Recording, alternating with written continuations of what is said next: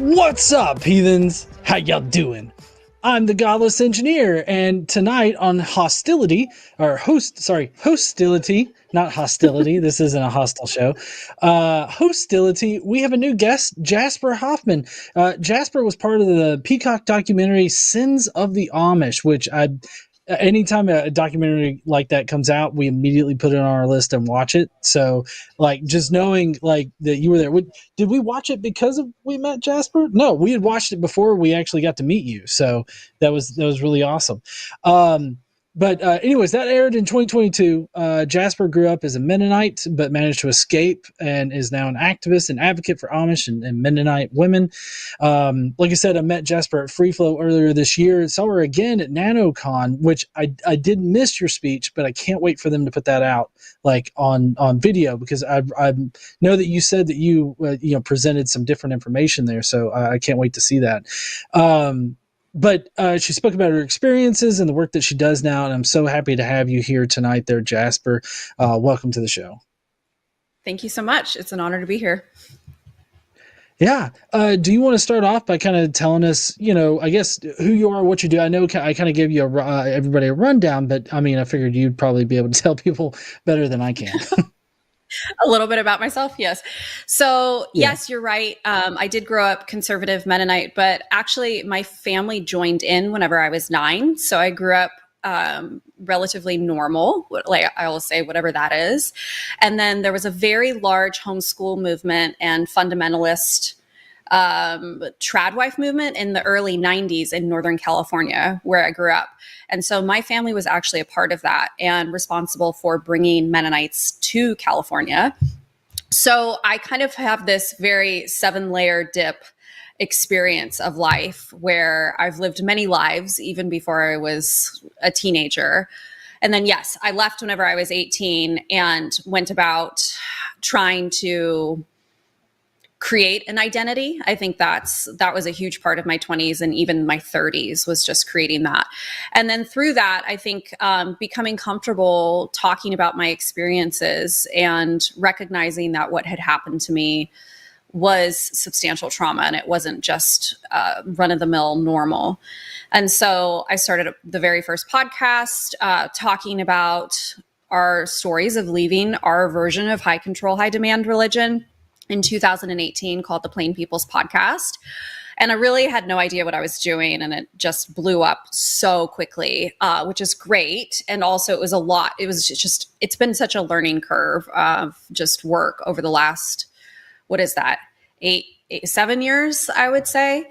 And it's taken me to so many different places. Like I was the very first former Mennonite to ever speak at the Capitol about the abuse issues that were happening and are happening within the communities.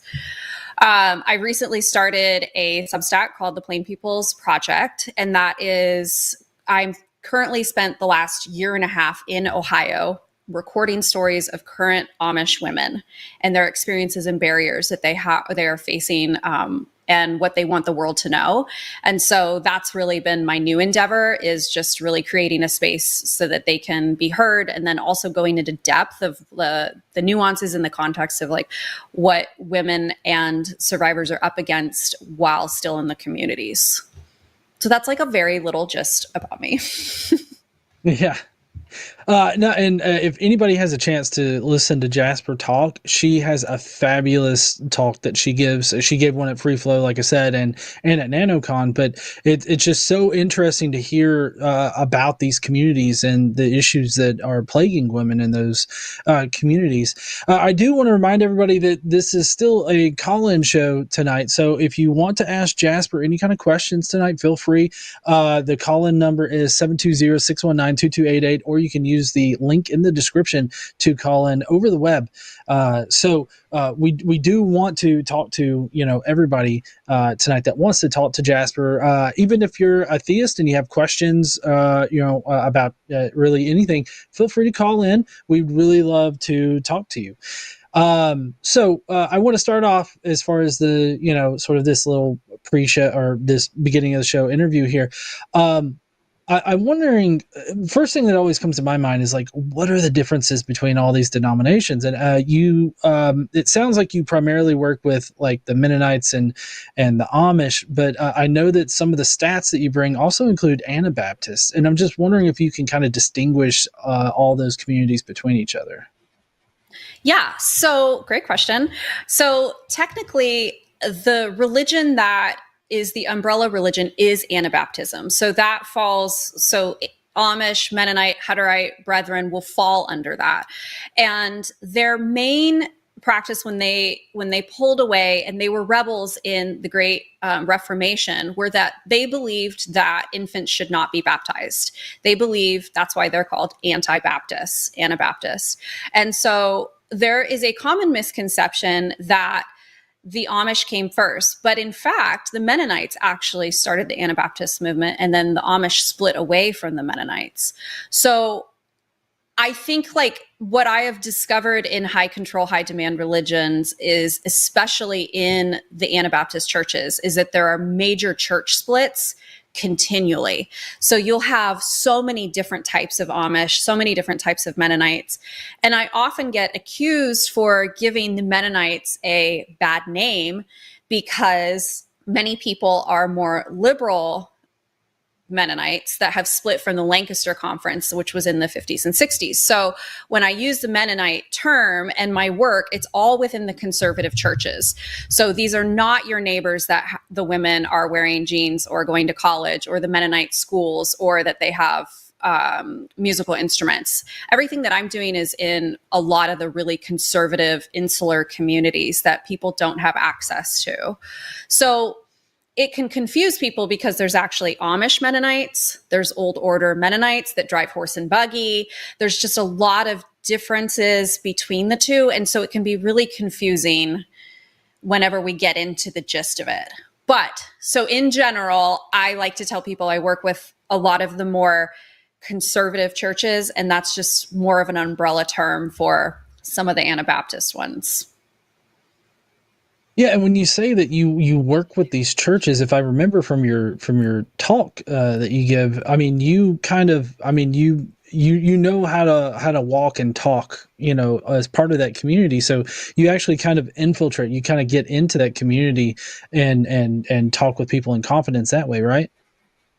Absolutely. I think I am the only person that's doing what I'm doing at the capacity and level that it's gotten to. And that really comes from my ability to have one foot in this world and one foot in the other world.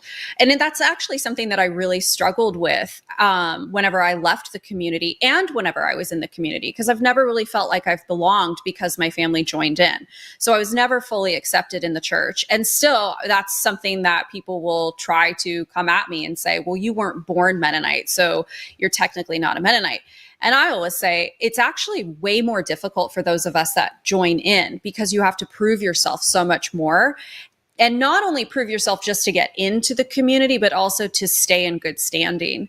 And so that, though, has given me this gift where I am well received in the communities because I know the language. And that's not the vernacular. That's all of the hidden meanings. That's all how the control. I can read something and know exactly what the underlying meaning is. And then I can interpret it in a way that is understandable and digestible for those that are not within the community or didn't grow up playing, to be able to understand. And so it's given me this really great ability to be able to break down the different barriers and be able to convey them to law enforcement and to the judicial system and to people that are listening on the call, and help you kind of understand what the meaning is, even though there's really not a word for it. And then also gain trust and rapport with the women that I help too, because they know that I get it. That's oftentimes the first thing they say. They have this huge relief over their face because they don't have to try to explain what they're living through. I lived through it. So there's automatic trust there.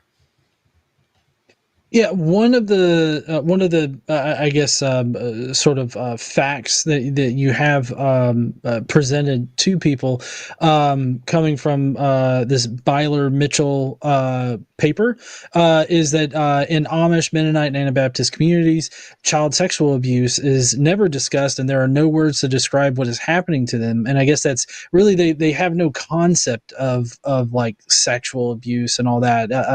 I mean, that's what you mean by like being able to interpret, what they're talking about, whenever they're interviewing potential victims, right?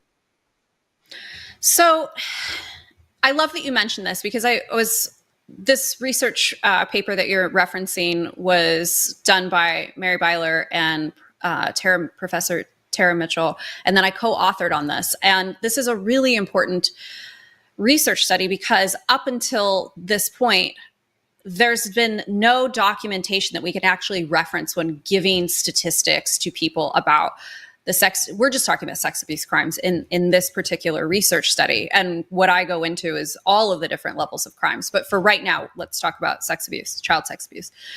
There was no reference point, right? So people would throw things out there. And then also, oftentimes skeptics will say, well, it's bad in every community. It's bad here. It's bad there. And then when you're in the church, you're told always that things are so much worse out in the world. And that is one of the ways that they contain you and keep you in the church.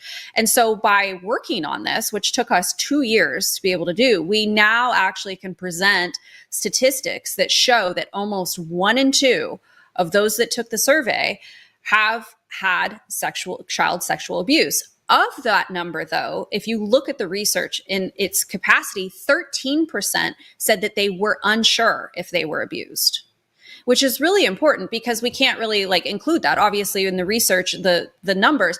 But if you take that into account, there's a reason being is because things are never called what they truly are when you're in the church. Oftentimes, abuse is called moral failing, sin. You fell into sin. You were led astray. And they don't have this spectrum of to them, lying is the same as raping your cow or your sibling or your infant. There's really not a weight placed on one thing or the other. And so when you're told that somebody falls into sin, you just don't question that really because you don't know what that really is.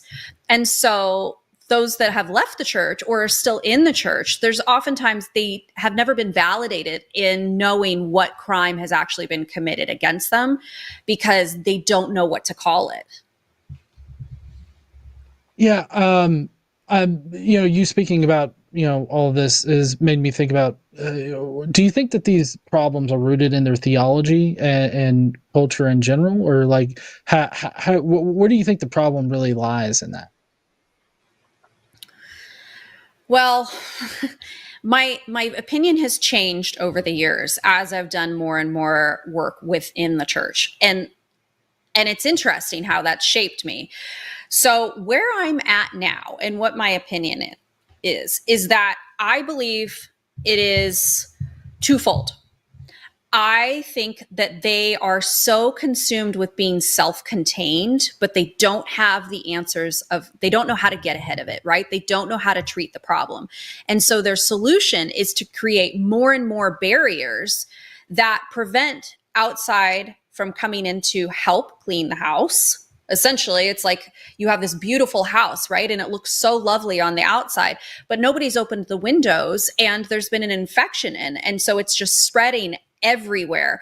And so, but everybody's driving by on the outside and they're just saying, oh, it looks so beautiful. So nobody's stopping to check on the participants that are locked inside and they're dying, right, from the toxicity.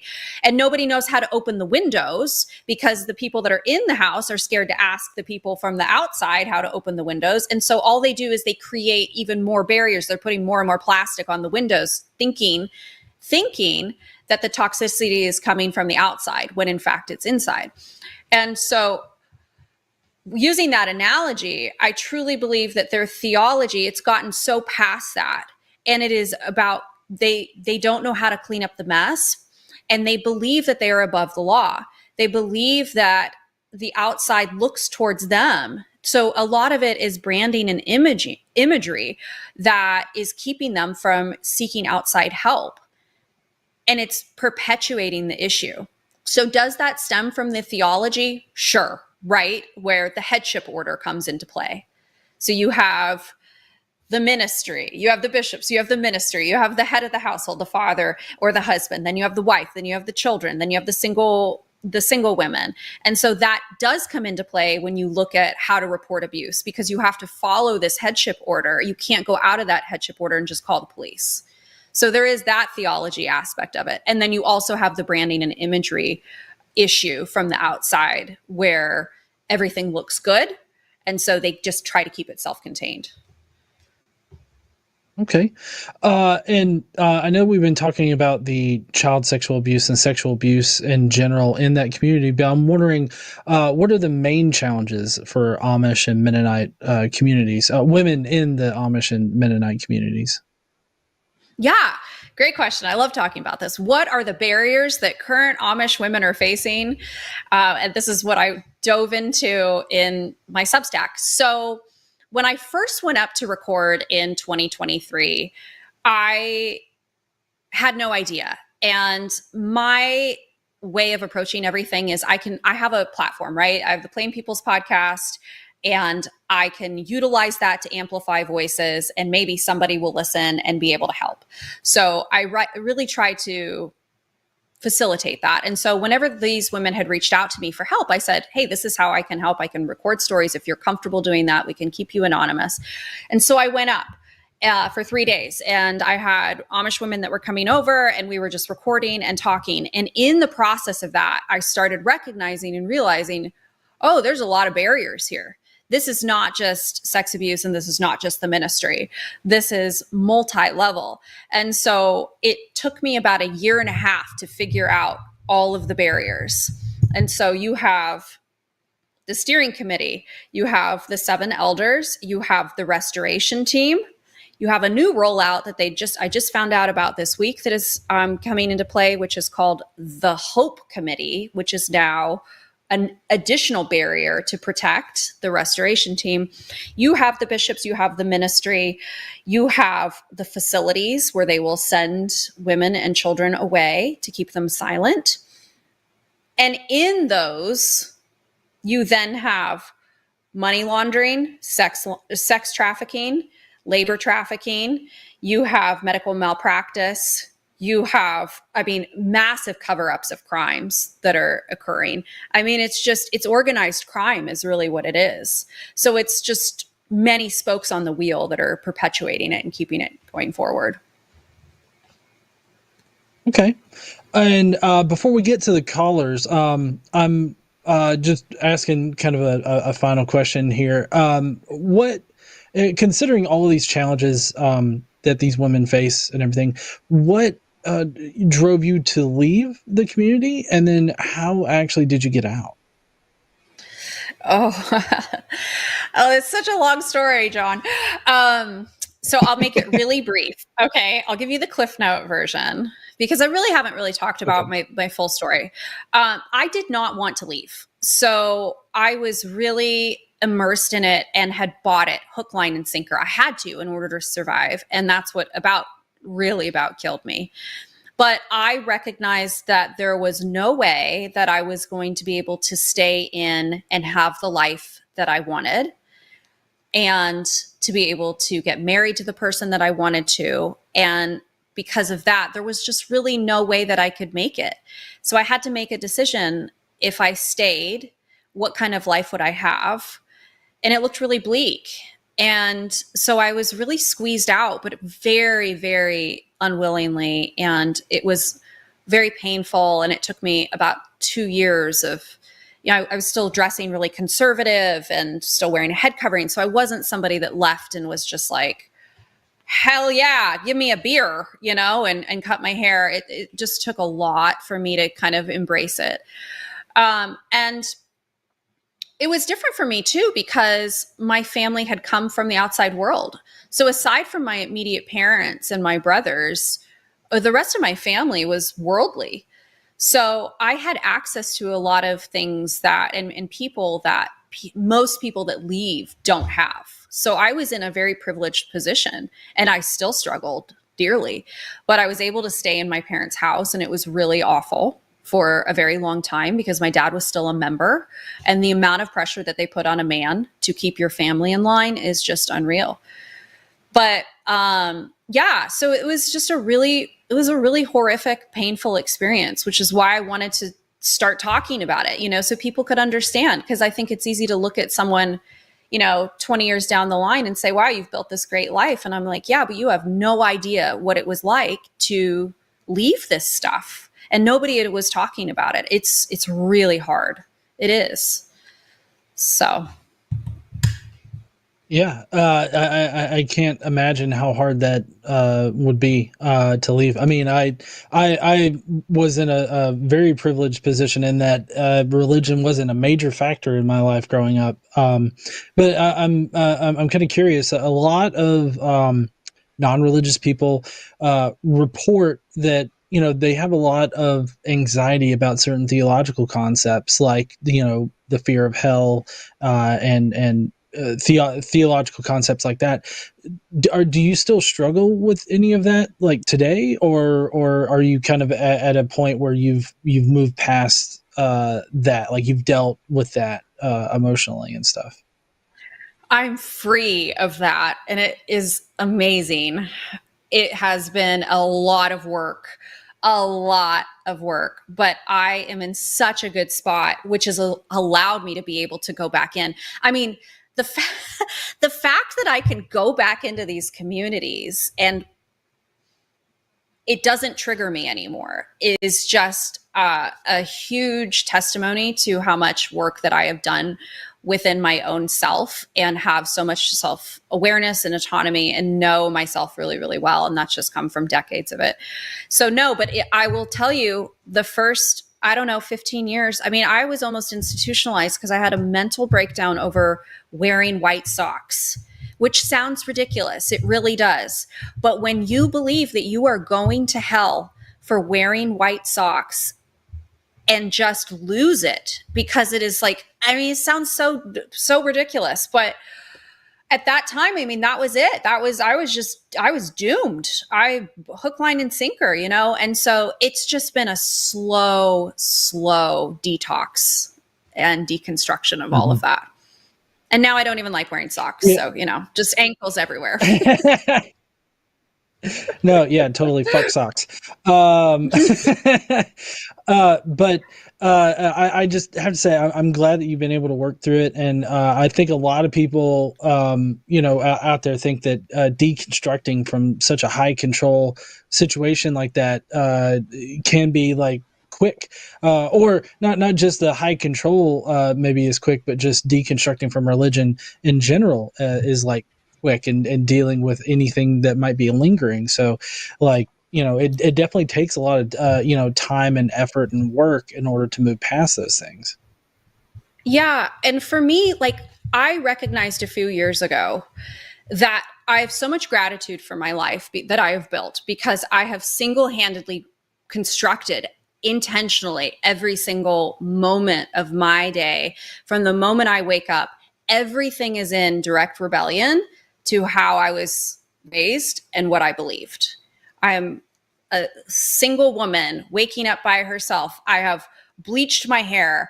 I can turn on music. I'm going to work. I can drive whatever I want to drive. I have my own bank account. I don't have to check in. I don't have anybody that is responsible for me. Like, every single second that I live has been created by me. And so I have so much gratitude, and I'm always so thankful and so retrospective in the fact that how much you can change as a person. And it's such a gift when you realize that you're free to be able to create. There's free will, which is, obviously not taught in high control, high demand religion. And it's the tits, y'all. It's so great.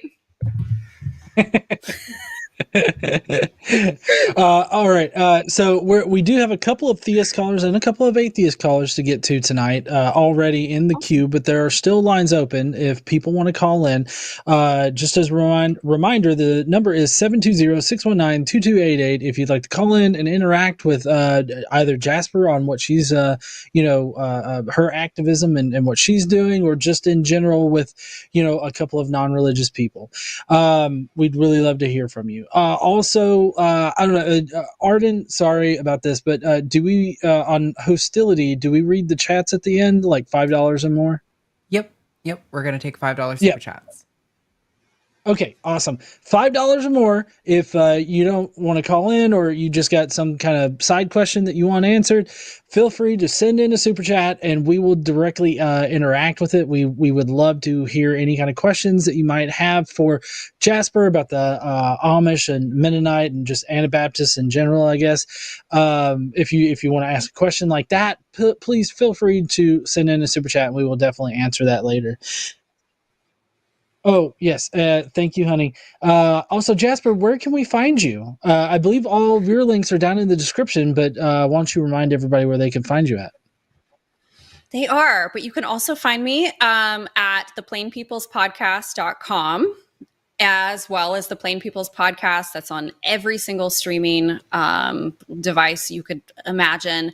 I have not put out new content in a few years, as I've been focusing more on doing the Plain People's Project, which is on Substack. That's been my pride and joy lately.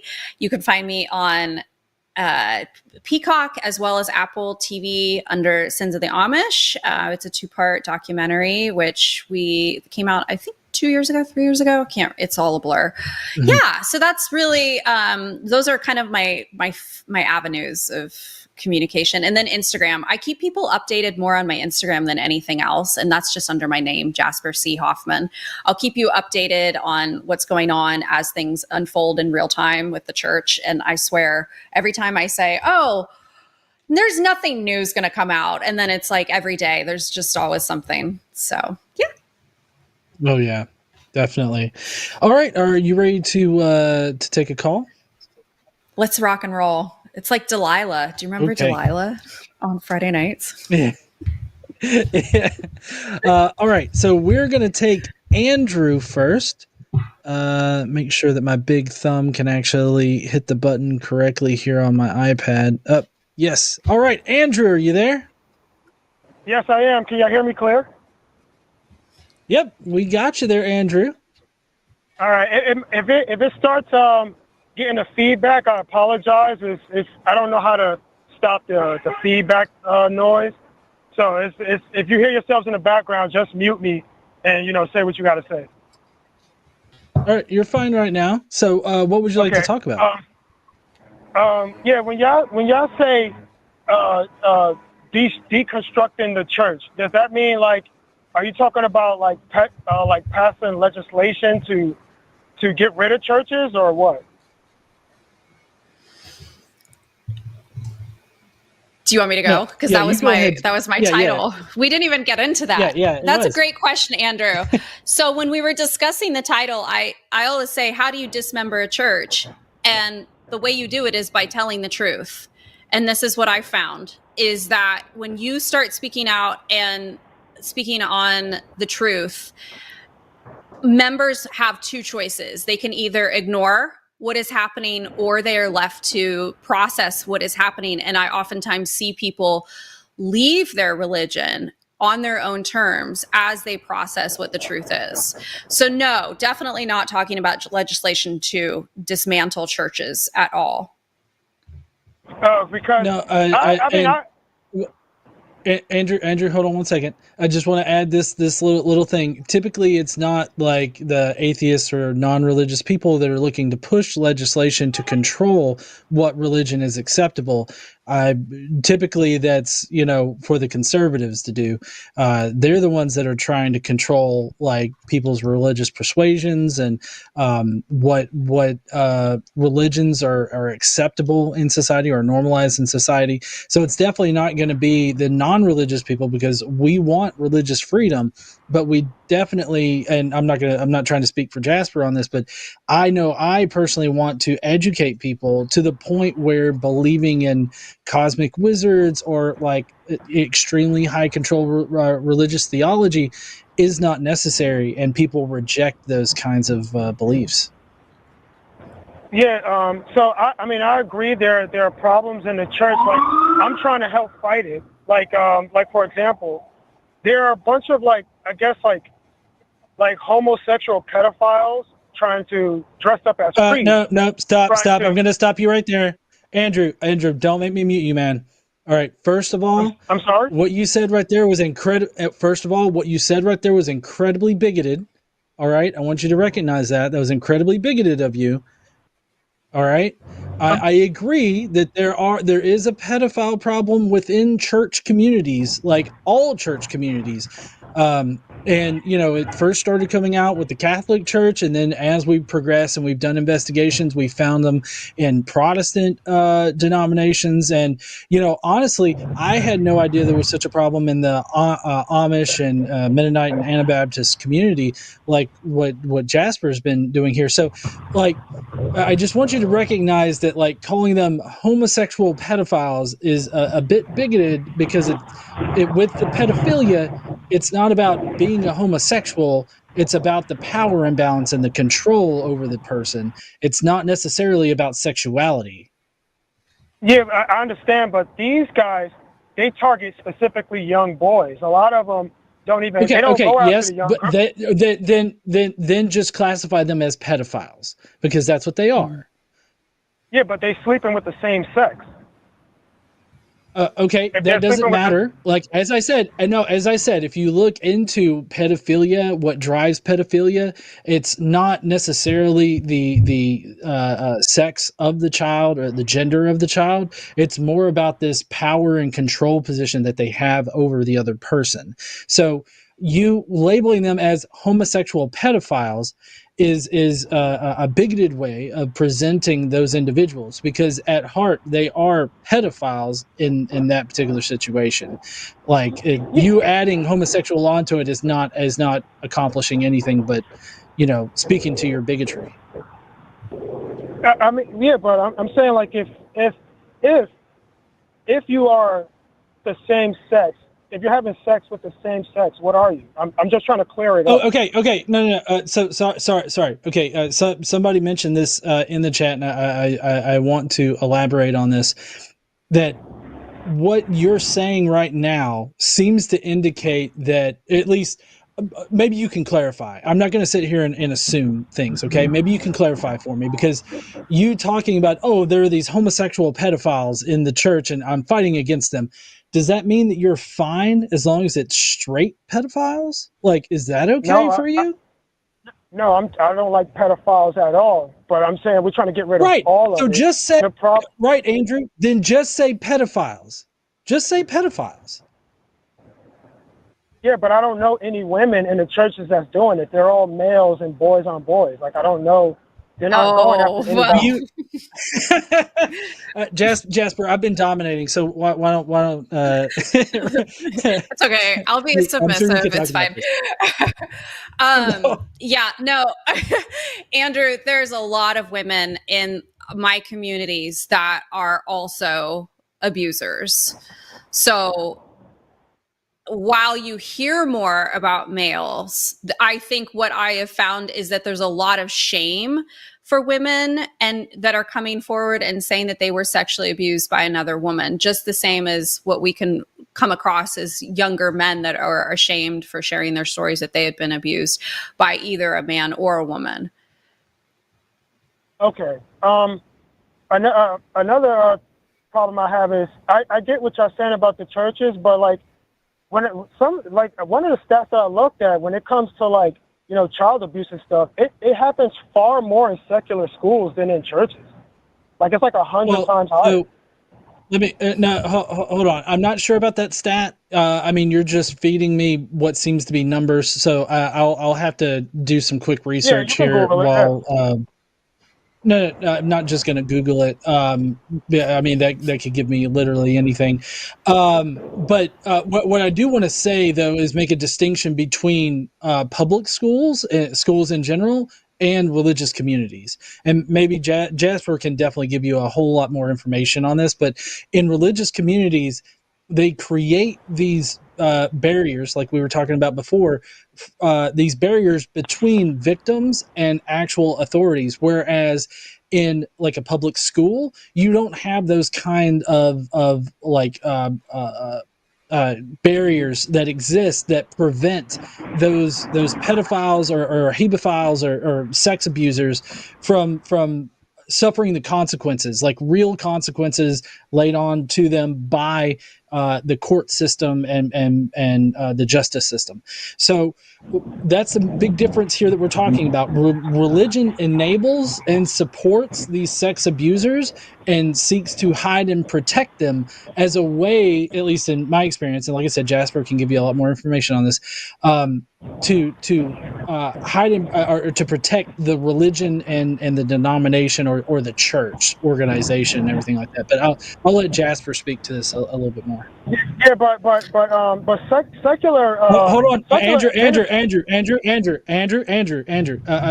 Jasper has a lot more of information and experience on this, so I want her to jump in here. I think John's. I love that you mentioned that, John, where those that are in secular schools have more access to mandated reporters, whereas in these insular communities, you do not. And so most of these churches, nobody's a mandated reporter in, because their educators are just people. They have not gone to any sort of college or have any certification. They've just been put into a parochial school by the ministry because they're within compliant and the ministry knows that they can control them. And so these children don't have abuse in their vernacular. And so who are they going to tell? But I can tell you firsthand, I can't speak on the secular schools. I don't have those stats in front of me. All I can do is tell you that in my situation and in my communities, the numbers are so high. Like, I'll give you an example that there's one uncle and he has 23 nieces that he abused, all of his nieces that were under the age of 18. And so that's really common, but nobody knows about that, right? They're not a statistic because they've never had anybody to come forward and share that to. They don't know that they can report that abuse and that what the statute of limitations are. So while it may seem, maybe I think John's going to look up to see if that's factual, what you said, but I've just found that in these insular communities, the rates are really, really high. I mean, really. Yeah, sorry, Andrew. Sorry, I had to mute you because your background noise there. You're not driving, by the way, are you? No, I'm not. I'm just sitting out. I'm just sitting outside there working on my house. So. Okay, that's fine. Yeah. What were you going to say there, Andrew? Oh, well, when you said that in the churches is covered up, like people cover it up, that is true sometimes in the churches. But in a secular school, you have school administrators. They also cover it up. You also have teachers covering for other teachers, administrators covering things up for other administrators. I'm sorry, Andrew. This sounds like fake news. This sounds like fake news. I'm not sure about the proclivity. No. I understand what you're saying and what you believe. I'm just saying that I have not encountered any statistical information that would actually substantiate your claims on this. So unless you can give me a specific thing to look at, then I'm just going to have to vehemently disagree that there's a similar kind of barriers in secular schools as opposed to religious organizations. So from what I can tell, from what I see out there, secular schools are more likely to report these kinds of predators to the proper authorities because of the fact that there is no like divine theology that, you know, of like, oh, well, he's going to work it out with God, or they, he are they're going to work it out with God and he's going to be fine. Like that's between him and God. Like all of these thought stopping in like pieces of theology that cause people to hide the predators. That is the problem in religious communities as opposed to secular institutions, which don't have that. So you don't think Christians call the police? Like if it's something going on in the church, you never heard of that? No. So have you ever heard of the Spotlight team out of Boston? No. No. Okay. There's this really great movie. I believe it's on Netflix called Spotlight. It'll fuck you up. Okay. Go and watch Spotlight. Also watch Jasper's the Sins of the Amish documentary. It's on Peacock. But you go and watch either of those, and you will see how the communities, these religious communities, work to hide and circulate pedophiles. I'm not sure about in the Amish community about circulating pedophiles necessarily, but I know in the Catholic Church, they definitely circulate pedophiles. And I just don't see that in secular institutions at all. You don't see, like in California, I think it was like 2-3 years ago, there was a bill proposed to crack down on sex trafficking and pedophilia and stuff. And it was about to be signed by Gavin Newsom. Andrew, what bill? I forgot the specific name of the bill. I'll look it up for you. And it was shot down by Democrats. Like they shot the entire bill down because they felt that it was going to typically. Well, so Andrew, typically whenever people say ridiculous things like that, it's because it's been misrepresented to them as one thing when it's really about something completely different.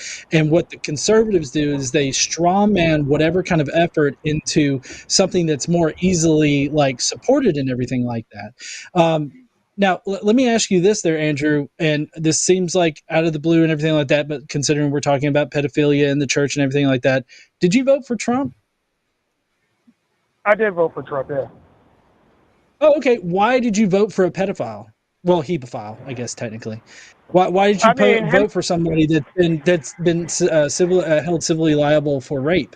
Why are you voting for somebody that's specifically hiding a bunch of pedophiles and hebephiles in the government or at the 1% of our society? Why would you do that if you're so concerned with pedophilia?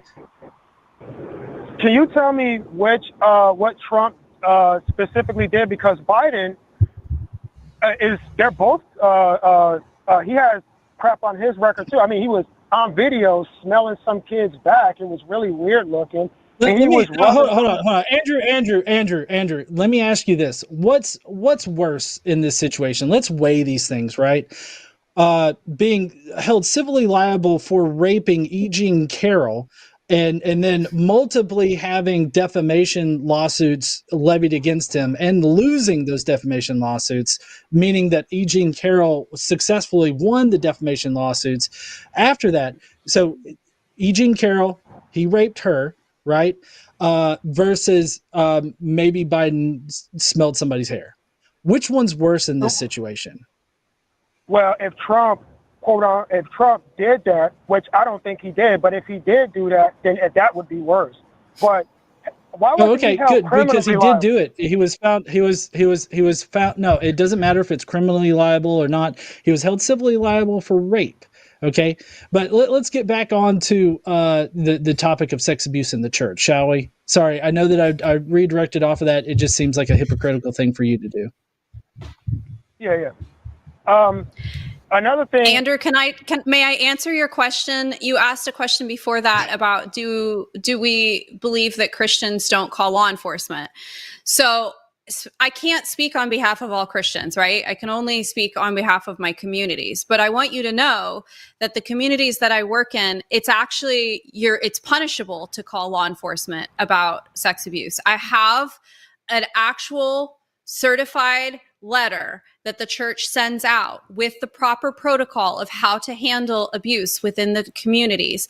And there is nowhere on there that it says that they can call law enforcement.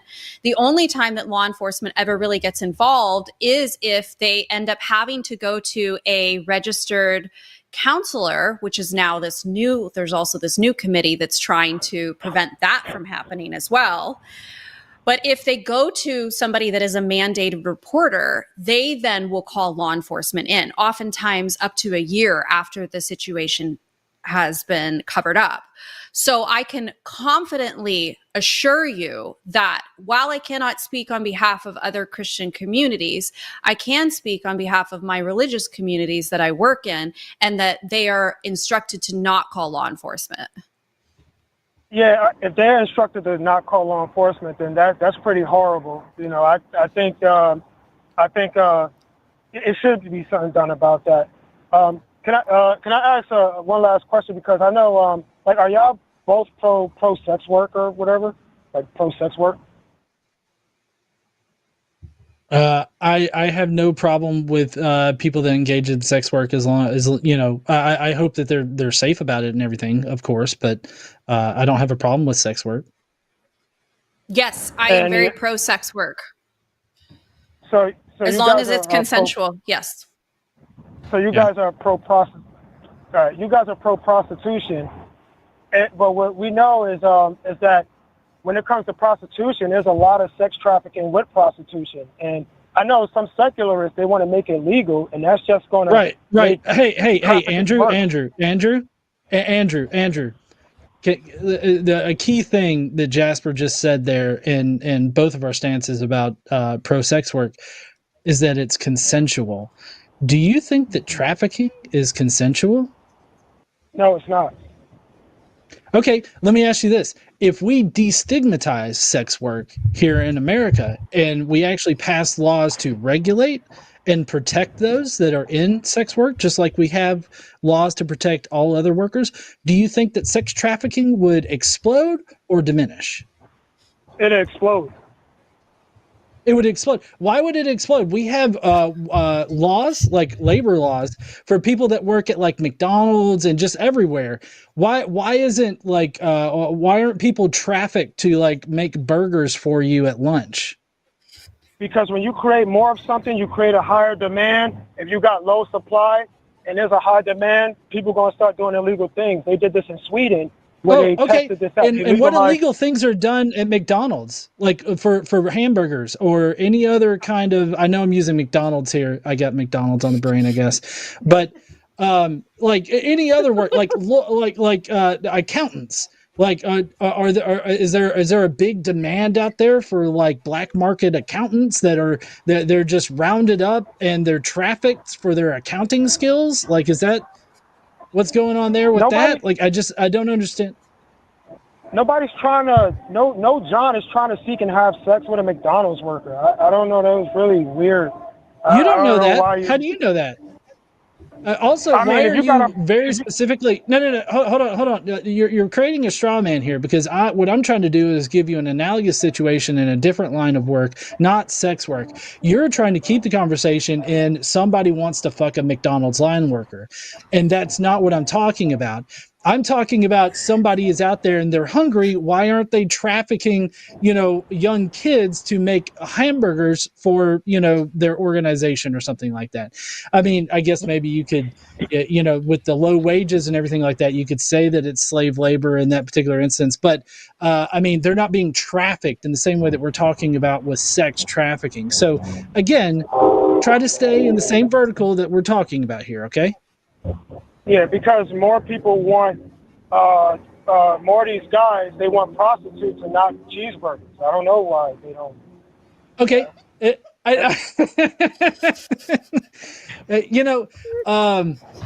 So I get, maybe I get that. I don't know. Andrew, if you were ever a prostitute, please just tell me that your call name would be Mac Daddy. That's Big Mac. That's what I want. Big Mac. What is that? What's a Max Daddy? What is that? The Big Mac. Mac. It's the meal. The Big Mac. It's the number one on the menu.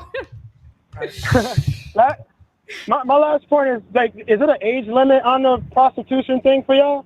Like, is it how young? Under 18. It has to be legal. Yeah, it has to be legal. Yeah, for sure. What age for you? What's the youngest for you? 18, 19? Well, so here, I know here in Alabama, you have to be 19 to sign a contract, right? And so I figure that if laws were to be implemented to protect and regulate sex work, then you would probably have it be whatever the state's consenting age is, which is going to be different in different states. So, like here in Alabama, I would think that you would need to be 19 in order to perform or to take up a job in sex work. Oh, okay, all right.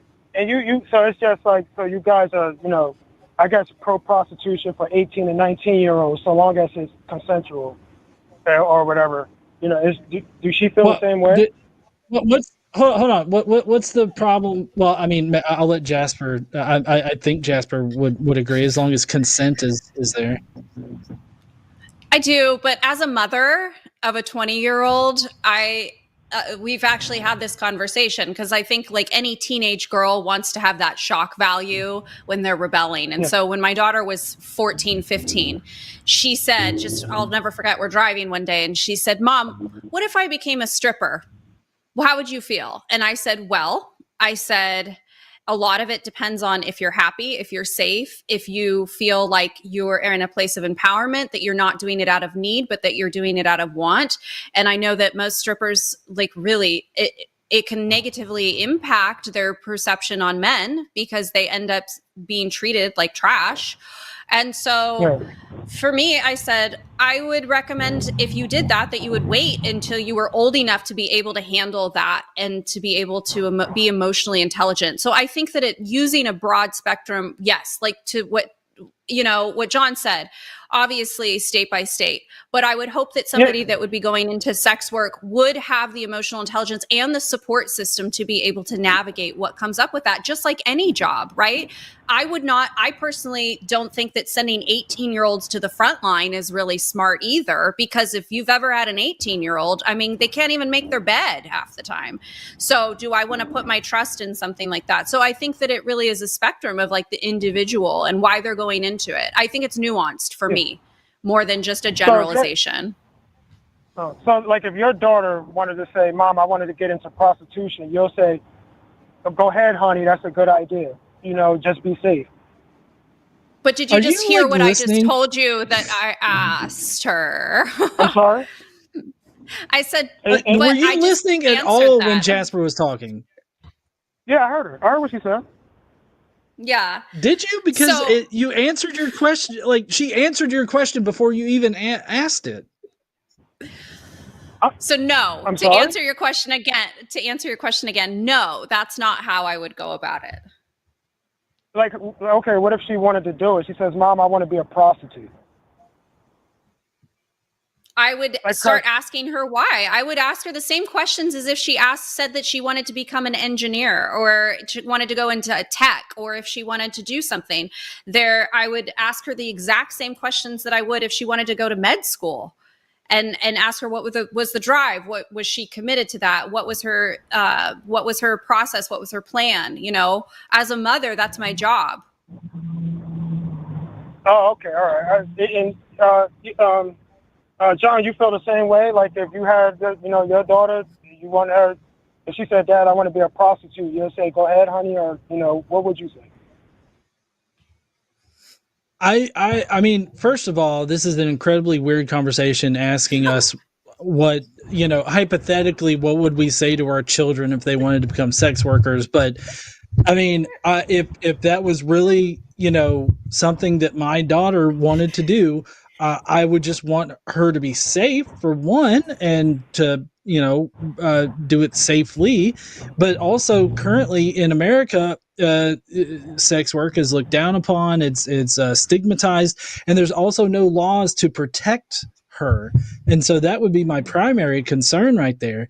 But I mean, I feel, and I know that you disagree because for some reason you think that whenever we make laws, the thing that we're making laws against like explode in violations, I guess. But I think that if we were to regulate and provide ways to protect sex workers, that it would be a perfectly fine institution and that people would be able to practice it safely. And we've got real world examples of this, like in Australia, they have sex work legalized. I don't know if everywhere, I just know that there are parts of Australia where it is. And then there's also legalized sex work in like Las Vegas and stuff. So I mean, there are real world examples that show that it doesn't explode, like trafficking doesn't explode in those places because of it. I think that those that take part in sex work are even more protected. So like your hypothetical is built upon this whole idea that we're protecting sex workers, because that would be my first concern, is what protection would she have? And I would advise her based on that particular situation. Oh, okay. I understand. Like, well, me, I'm a Christian, so obviously I'm not. I think it should be illegal. I think all of it should be illegal. I don't support. Hey, since you're a Christian, there, Andrew. Since you're a Christian, what did Jesus say about prostitution? What you talk about the woman that was cheating on her husband? The woman that was cheating on her husband. Are you talking about in John, the prostitute that was drug out into the street, and then Jesus drew a line in the sand, was like, "He who is without sin cast the first stone"? Yes, yeah. Okay, why are you fucking casting stones right now? Are you without sin? Are you basically Jesus? No, those stones these are not metaphorical stones. What they was going to do is throw literal stones at her. But Jesus said, he who has sin cast the first stone, and they dropped their stones. Do you think Jesus was only no? Do you think that Jesus in that instance right there was just talking about the act of stoning, or was he talking more metaphorically about casting judgment upon somebody before examining yourself? Why is it that I know your theology better than you? No, it's both. You talk about the literal stoning and the metaphorical stoning. Stands. Right. Then my point stands. Right, my point stands about throwing stones. Are you without sin? No, I'm not without sin. Okay, then fucking stop throwing stones. I'm not throwing stones because I'm not a prostitute. Yes, you are. I'm sorry, Jasper. Would you consider this his judgment upon sex work here in this particular situation is throwing a metaphorical stone? I'm actually more curious about why you're interested in sex work. I'm interested in stopping sex work. I'm not interested in sex work. I want it to be gone from existence. Why? Because it's according to my personal religious beliefs, it's wrong. Okay. Where in the Bible does it say sex work is wrong in that situation? Sex work is fornication, and fornication is wrong. And Jesus himself was against sex workers. That's why he said, "I forgive you. Go and sin no more." He told her, "I forgive you. I'm not going to, judge you." He just told her, "Don't do it again." Okay. He was also against the Pharisees. Yeah, of course. So, it's like, so he technically, if you're going to go off of that, he was against everybody. He was against the religious folks. He was against the sinners. He was against everybody. Yeah. Yes, ma'am. Yeah, he was. He just wanted. Yeah. But I don't know.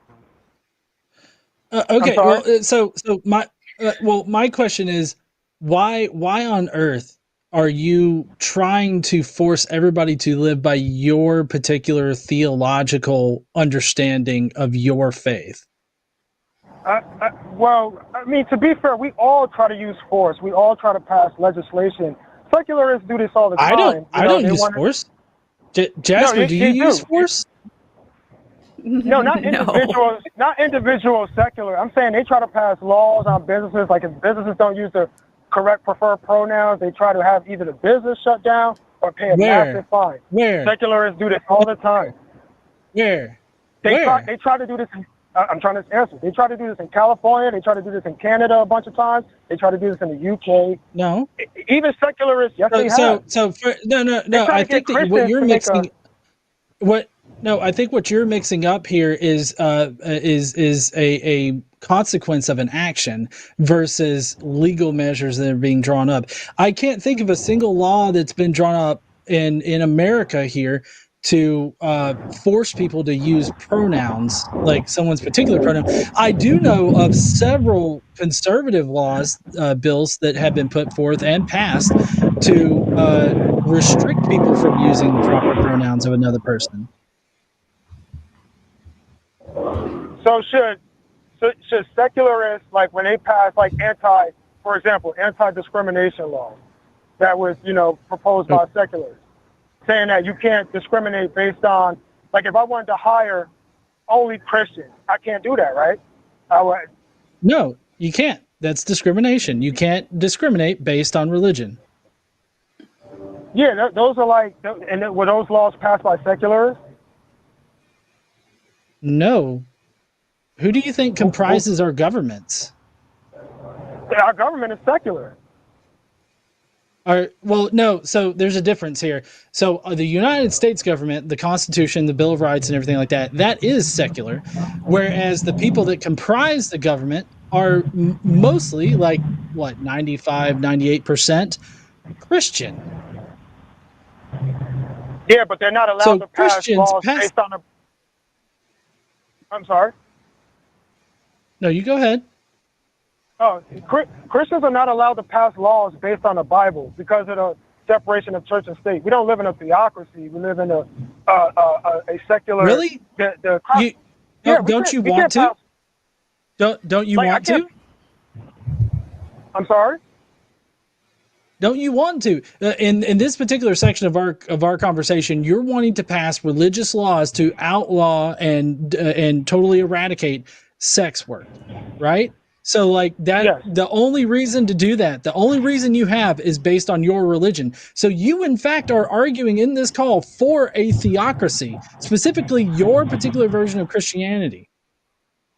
Yeah, just like you're arguing for your version of secularism. No. So Andrew, I have a question. Do you feel like if it went your way and everybody became religious and conformed to the Christian standards that you are supporting, do you feel like abuse would be eradicated then? Oh no, I don't think it would be eradicated. That's literally impossible. Maybe mitigated, maybe, but you can't get rid of abuse. It doesn't matter what system you're under, But I wouldn't for a lot of women, they vote for transgenderism and they vote for. I'm sorry, transgenderism is not a thing. That's not a thing. Okay, I understand you think it's a thing, but I'm telling you right now, transgenderism is not a thing. Transgender people exist, and I'm not sure what you mean by vote for them. You mean, oh no, these people voted for people to exist. I can't have that because that offends my cosmic wizard. I feel like that's what you're saying right now. I don't serve. Also, I want to know, Andrew, did you put your pronouns in the call in? Because it says he, him, and I just saw that. Yeah, I did. I did. I actually did. They told me I had to pick something. Yeah. I love it. Yeah. So Andrew, I mean, we have a whole show here on the line called TACIS, the Transatlantic Call-In Show, and that airs Tuesdays at 2 p.m. Central Time, which I'm not exactly sure where you're at. It says New Jersey, Thursdays. So you'd be Eastern. Yeah. Oh, Thursday. Sorry, I don't know why I said Tuesdays. That's chewed gum. Thursdays. Thank you, Arden. Thursdays at 2 p.m. Central, TACIS is on here, and you can talk to a trans person, about quote unquote your problems with transgenderism and people voting for transgenderism. But as far as voting for, people to exist, yes, that's the wrong word. I will vote for people to exist. No, I use the wrong word. Not necessarily voting for it, but a lot of women are behind, like if you feel like if you're a boy and you feel like a girl and you want to remove your private area, a lot of women, they just go, yeah, honey, you are a girl. Just, I'm gonna take you. I don't know what this fucking conversation is turning into right now. I don't know what this conversation is turning into right now, because I feel like you're informed by Fox News or something, because that's what you sound like. You sound like a Fox News talking head at this point. But Andrew, we've been talking to you for, over 30 minutes now, and I think that we need to move on to other callers, because we do have other. Okay. All right. Thank you. Thank you very much. I highly, you're welcome. I highly suggest you watch something other than Fox News or Newsmax or anything like that. Transgender people exist. They're perfectly fine. And if a trans person wants to get any kind of corrective surgery or anything like that, I think that it's perfectly fine as long as it's consenting and it's done with medical professionals in the mix. So just chew on that a bit, maybe educate yourself and call into TACIS, okay? Okay, thank you very much. Bye, Andrew. Right. Bye.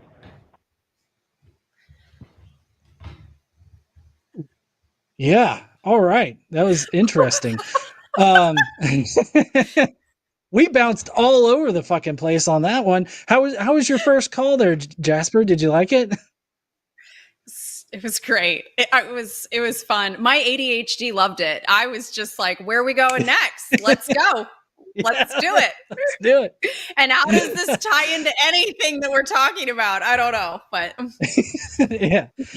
Okay. I do want to remind everybody that we will be interacting with $5 or more super chats at the end of the show. So please do send in your super chats, ask us questions.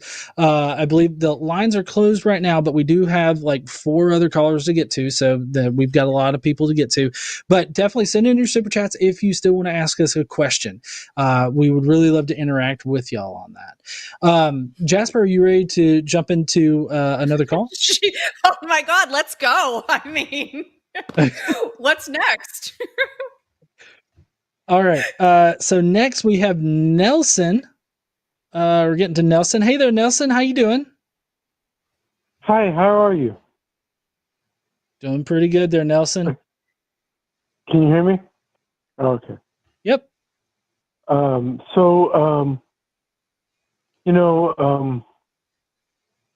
I was pressured by Pentecostal.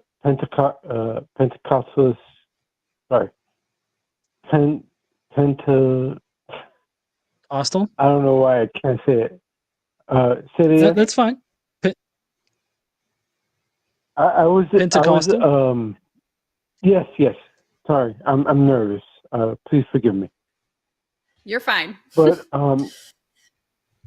I was very pressured by that church, the Pentecostalist church, to get baptized by the Holy Spirit. And I was skeptical about it, because I always been skeptical. But one time in my room, I felt a burning in my chest, and I started speaking gibberish. So I'm still skeptical about it. So I was just wondering, do you guys know what actually probably happened to me? I'm not going to armchair analyze what could have happened. I mean, typically a burning in the chest can be, heartburn. Maybe you had some heartburn. If you started speaking in tongues, I don't know. If you just woke up or something like that. I mean, I've woken up pretty, unable to communicate and everything like that. So I mean, there's a lot of different things that could explain it. I guess given the little amount of information I have, there's no way for me to know one way or another. But I would say that if you're laying there and you feel a pain in your chest, like a burning pain in your chest, it's more than likely heartburn. Because I felt like.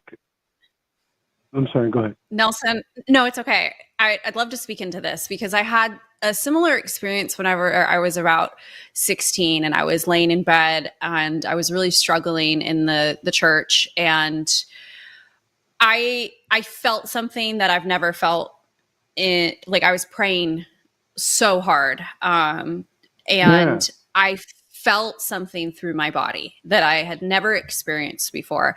And I felt like it was the Holy Spirit. And in that moment, it gave me peace in a time where I did not have it. And so I think that when you are in these high pressure systems and high control religions, your body is constantly responding to those things. And we oftentimes will perceive energy or bodily function or something, and we want it to be that thing, whatever it is, right? Because we're trying so hard to fit in.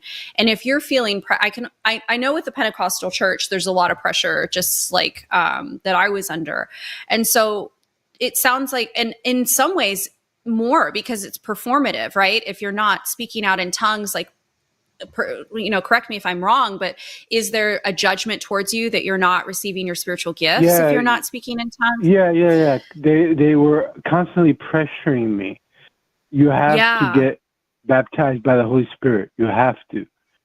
And I was in my room that night and I felt this heat in my chest, and I'm an atheist now, but I still don't understand what that was. Yeah, I've like I said, like something very similar, and I questioned it for a really long time too. Whenever I was looking at my faith in many ways, and that was kind of like a flagstone for me, where I would come back and be like, well, but I felt this. And I think the thing is now we can ask ourselves is, what did you want it to mean? What did you want it to mean? I mean, you were under so much pressure, right? And so are you still seeking, or are you still trying to get answers, or do you feel like they were right and you're maybe not? Or I'm curious, like, what do you want it to mean? I'm sorry. I don't know what to do. I'm sorry. It's okay. No, you're fine, Nelson. We'll hold space. Okay. I'm sorry. I'm just going to hang up. I'm sorry. Are you sure? Have a good night. Okay, Nelson. Yeah. Okay. All right. Yep. He dropped off. I hate that for him. I mean, I think that, we were, we could have really, walked them through it. I mean, especially you, Jasper. I mean, you seem to really have personal experience with that kind of emotion there. So, yeah. So for anybody that's listening, I think something that I wish that I would have had and been able to tell Nelson, so maybe he'll log back in and hear this, but if he does, Nelson, Recovering from Religion is an amazing organization that I point a lot of people to now. And that was not available for me whenever I left.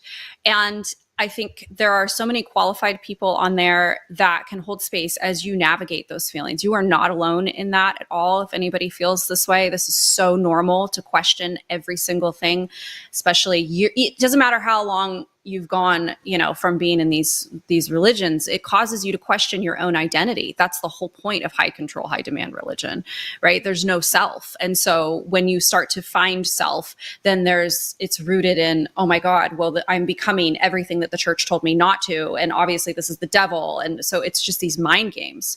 And so I think if you have somebody to talk to and that can, be there for you, it's so important, and you're not alone in that at all. In questioning that, there's no shame in questioning. No, yeah, I was. I know that he was really wanting to get off of the call, so I mean, obviously allowing him to do that. But I was I was going to try to say something to, reassure him that he's in a safe space here, that we're totally understanding about, coming out of religion like that and how it can be a very emotional thing. And just to echo off of your RFR suggestion there, I've personally used the Secular Therapy Project to find a good therapist in my area that isn't just going to shove, religion down my throat. And I would just highly suggest, like, Nelson, if you're listening, if you need somebody to talk to, the Secular Therapy Project provided by the Recovering from Religion Foundation, they can definitely help you get like a therapist that's really going to help you out and really listen to you and not just tell you to, seek God or something. So I would definitely suggest looking into that there, man. All right. So we do have 3 other callers. Everybody's an atheist that's coming up. So I'm guessing, Jasper, you're going to be questioned a lot here. But just to remind everybody, please send in your super chats. We'd really love to answer those questions. I've seen some really good ones come by through there. And I know that we have a host on here named Erica, right? Gutsick Given. She really hates puns. And so, like, everybody floods the chat with puns. I just want everybody to know that I really hate Guy Fieri. And if you send in enough Guy Fieri themed chats, I will tell you why I hate Guy Fieri with the power of 1,000 flavor towns. Okay. And then I'll tell you how I know him. Oh, Guy Fieri. Okay, that's interesting. So if we get enough super chats there talking about Guy Fieri, definitely we'll tell you guys about it. So we're just going to go top to bottom here with Daisy calling in. Hey there, Daisy. Daisy, how you doing? Hey. You're calling in from Weekly Anagrams. Yeah, no, I'm definitely calling in from there. Hey, what up, Godless? Hey, what up, Jasper? Hi. So, hey there, Daisy. Hi. Hey. I live in Bremerton, which is the small town in Washington east of Seattle, where there was a Supreme Court case held about the Bremerton school, with the Bremerton School District and one of their high school football coaches. And essentially he did a practice of kneeling and praying to the Christian God after every high school game. And it started a thing, and essentially he got really popular. And so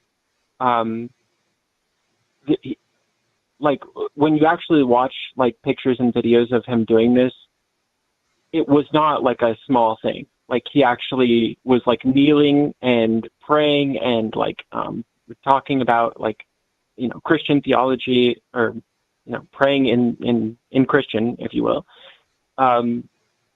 very, very prominently. And all of the players and like the staff were sort of, at least what it looked like to me was that they were encouraged to pray with him, like to kneel down and to pray to the Christian Bible with him. And this is a public school. And so the school board of Bremerton actually decided to put him on suspension for doing this because they thought that it would be a violation of the First Amendment. And the case went to the Supreme Court, and it went to a lot of places, but eventually it went up to the Supreme Court, and the Supreme Court ruled that it was a private thing that he was doing. He wasn't doing a public thing on the public high school football grounds. So I know that the Supreme Court right now is kind of like, really messed up in that, like a kind of Christian nationalist way. But, like what ended up happening is that they ruled. And then also what happened was that our city ended up having to pay $2 million from our city, and Bremerton is a really tiny city. It's like a Navy base with a city attached to it, and $2 million is a huge amount to settle to one person. And I guess my only question was like, how do we, like, what could we do locally, like here in Bremerton, to actually like fight against this kind of thing? Because I don't know. I just find that extremely. I mean, it happened back in 2015, right? So it's not like it's happening right now, but this was really big for the separation, or like, I don't know. I just see it as a violation of the First Amendment. You know, the First Amendment, the part of the First Amendment that talks about Congress shall make no law respecting an establishment of religion. Right. I don't know, Jasper, do you have any thoughts? So your question, I mean, it's concerning, right? Because it's encroaching on your own personal autonomy and your choices. And I think it goes into the same thing that I always say to the ladies that I work with, which is continue to use your voice.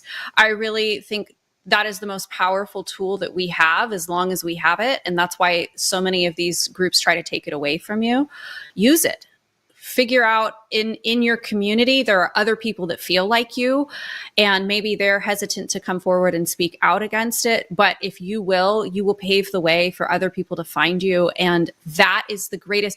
Eyes on anything will prevent a lot of things from happening. It really does. And if you can be proactive instead of reactive, that's great. I really am such an advocate for just speaking out constantly about it. If it bothers you, if you have that feeling within you, if you feel that nag, like that what do I do? What do I do? The first thing that I always recommend is just start talking about it, and then being open and to whatever that avenue looks like, to be able to create change.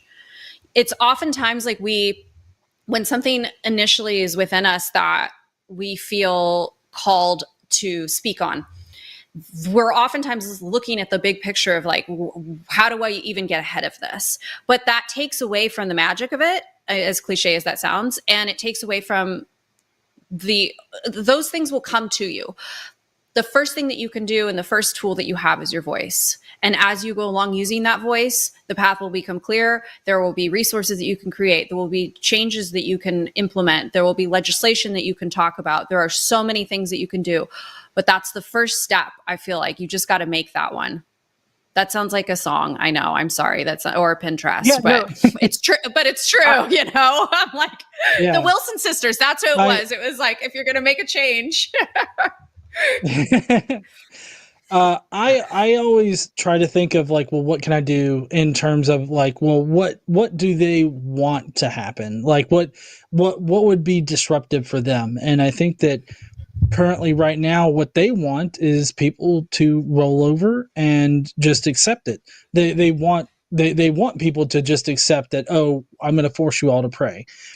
And I think that just like Jasper said, standing up, using your voice, making as much noise as you can about that is going to bring attention to it. And it is also going to make it to where they can't like ignore it.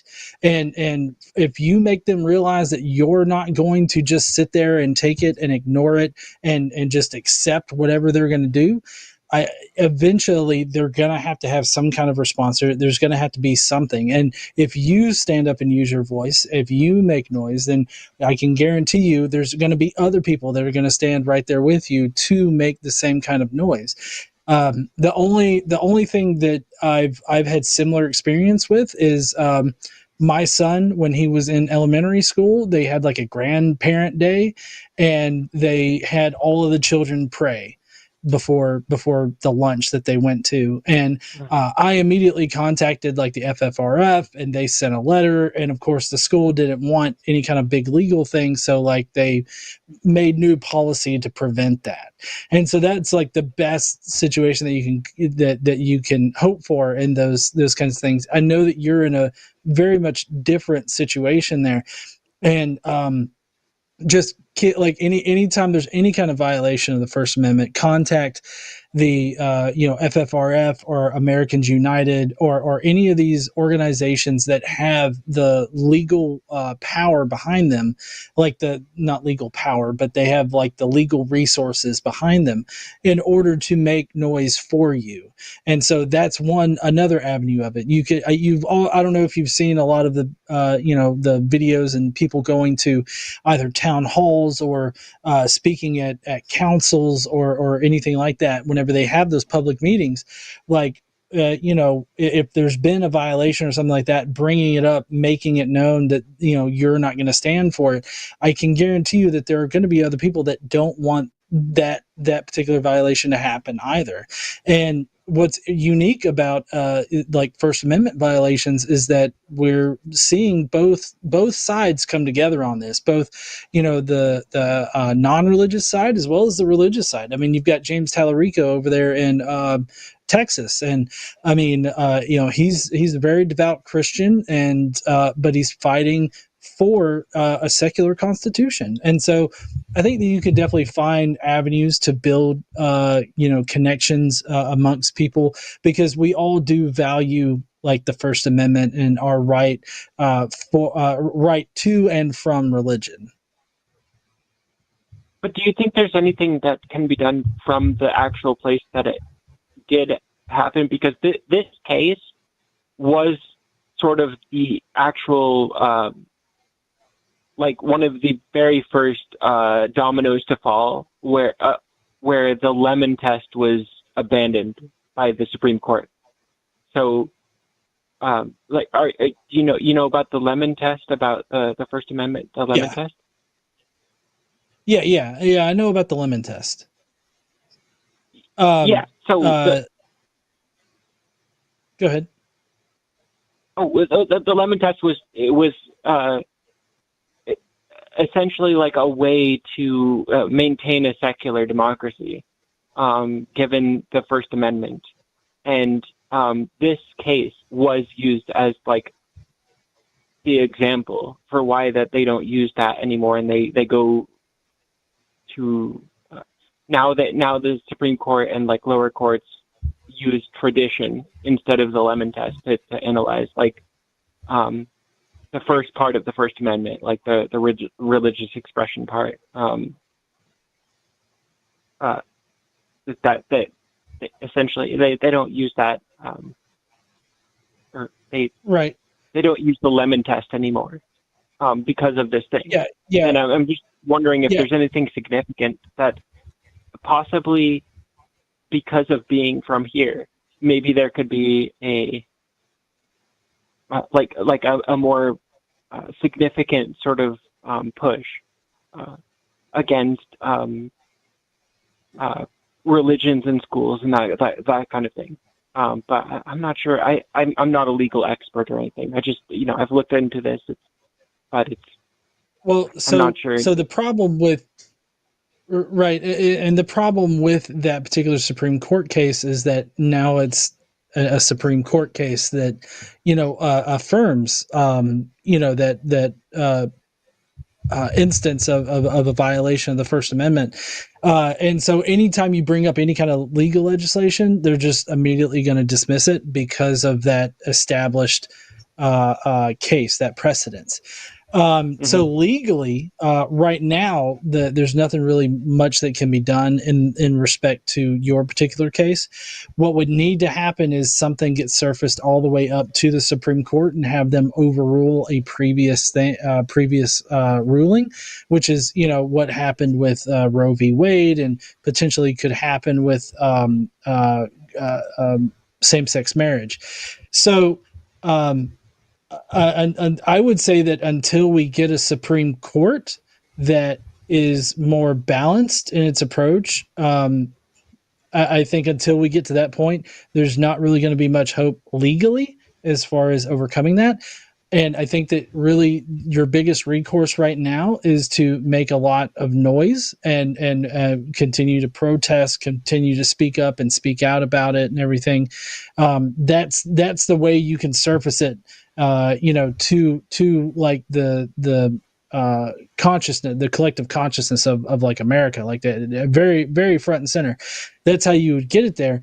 And we all definitely have that in mind. Like the protection of our secular government is pretty important and everything. So we're definitely thinking about that.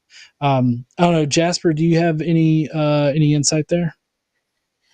This is out of my wheelhouse. I won't confess. Like, I'll confess. Like, it is out of my. I feel like I'm so in my insular little bubble of just the religious aspects. But yeah. No, that's okay. I was saying is, I think that being loud about it is a good thing too. Yeah, it's kind of like a catch 93 or catch 82 or what I'm not 20, sure what the 22. Catch 22. 22. Yeah, 22. It's like it's a difficult situation right now just because of the makeup of the Supreme Court, it being very conservative and the political landscape in general. Like that makes things incredibly difficult because and just like we saw in Texas, they'll cut up the voting districts just to make the entire state red. So I think that we're kind of in a bad spot just in general. And the only way that we're going to get out of it is to, be loud and vote appropriately. I got you. Well, I won't take any more of your time. Thanks so much for at least taking my topic and stuff. This really sucks. Yeah, it does. Daisy, I just want to say thank you so much for staying on for so long because you've been holding on for an hour, over an hour. So I really appreciate you hanging out. No, I wanted to talk to you. You're one of my heroes, Godless Engineer, and I was so it was so nice to meet you, Jasper. And thank you so much. Bye-bye. All right. Bye, Daisy. See you, Daisy. Yeah, I that's a little out of my wheelhouse too, and really I gave the best advice I could. Just I'm a loud shit talker on the internet, so like that's my wheelhouse, I guess. I love it. It's good. I'm glad that you are. I just really, in something like that, I feel for somebody because it's the same for all of us, right? If we are passionate about something and something is bothering, what do you do? And especially when there's no clear path and you're wanting to prevent things. And yeah, I feel for Daisy. Yeah, definitely. All right, we still got 2 callers to get to. Do get in all those Guy Fieri super chats. I love the ones that I've been seeing. So we'll definitely discuss the Guy Fieri stories after these next 2 callers. Next up is Nathan from Girthy Albatrosses. Hello? Hey Nathan, how you doing? I'm good. How are y'all guys? Good. Doing good. So I watch your show on YouTube sometimes. God bless. Oh, thank you. I appreciate that. Yeah, but I'm a recent deconvert from Christianity, so I'm kind of going through a lot right now. I totally understand. So what do you want to talk about? So I'm trying to come out to my family and friends because I'm also bisexual, and I'm coming to realize that I have feelings for the same sex. And my parents are strong conservatives. My brother, he is a conservative too, and I recently came out to him, and then he started blaming me for because he thinks it's a sin. Mm-hmm. And so I'm kind of in a crossroads of what to do. Yeah. I'm so sorry that you're having to deal with that, Nathan. Are you kind of financially or in any other way dependent upon parents or family? Yeah, I'm dependent on my mom and dad right now because I'm kind of poor. So. Yeah. But otherwise, I'd be homeless on the streets if I wasn't with them. Mm-hmm. Yeah, that makes it really difficult when you have to. Yeah. Yeah, I think in that situation, it's really difficult when you're trying to create an identity and there are parts of your old identity that are reliant on old ways that require you to be not who you are in order to survive. And you're in it. Like you're in the thick of it right now, you know? And I think it's something that it's really difficult when you leave, when you have these conservative. John, did you have super conservative parents? Would you consider? Yeah. Well, so half of my family's super conservative. The other half is like liberal as fuck. So it's kind of, a melting pot. I think that like, it's just so hard, as you know, Nathan, and I just want to speak on like, it's so brave for even being able to come on and I know so many people that are in situations like yours that won't even speak out publicly about it because they have so much shame. So kudos to you on that. And I think the thing is like, something that helped me whenever I was working through a lot of leaving conservatism was recognizing that I was willing to be the victim in somebody's story. There's always a need in these controlling groups or families where they need to have somebody to blame, because if they go internal and they accept you for who you are, they then have to question their entire religious system and their belief system. And dig within themselves. And a lot of these people don't want to. And so being willing to be the victim and recognizing that you don't always stay that way. You know, some of your family may come around, some of them may not, but your growth will happen regardless. And it's hard whenever your support system is connected to that. Yeah, because I'm afraid like if I come out to them. Oh, sorry. I was going to say, do you feel safe if you come out to them and that you can still live there or be reliant on them, or are they going to retaliate in a way where they financially cut you off? Oh, there's a possibility they could, but I'm not certain if they will. Mm-hmm. Okay. And how I get the sense how to do it on my own. Yeah. I get the sense that your brother seems to be pretty leaning more towards the fundamentalist side of things. Would you say that your parents are also in that space, like more fundamentalist? Oh yeah, they're creationists. You know, like Kent Hovind.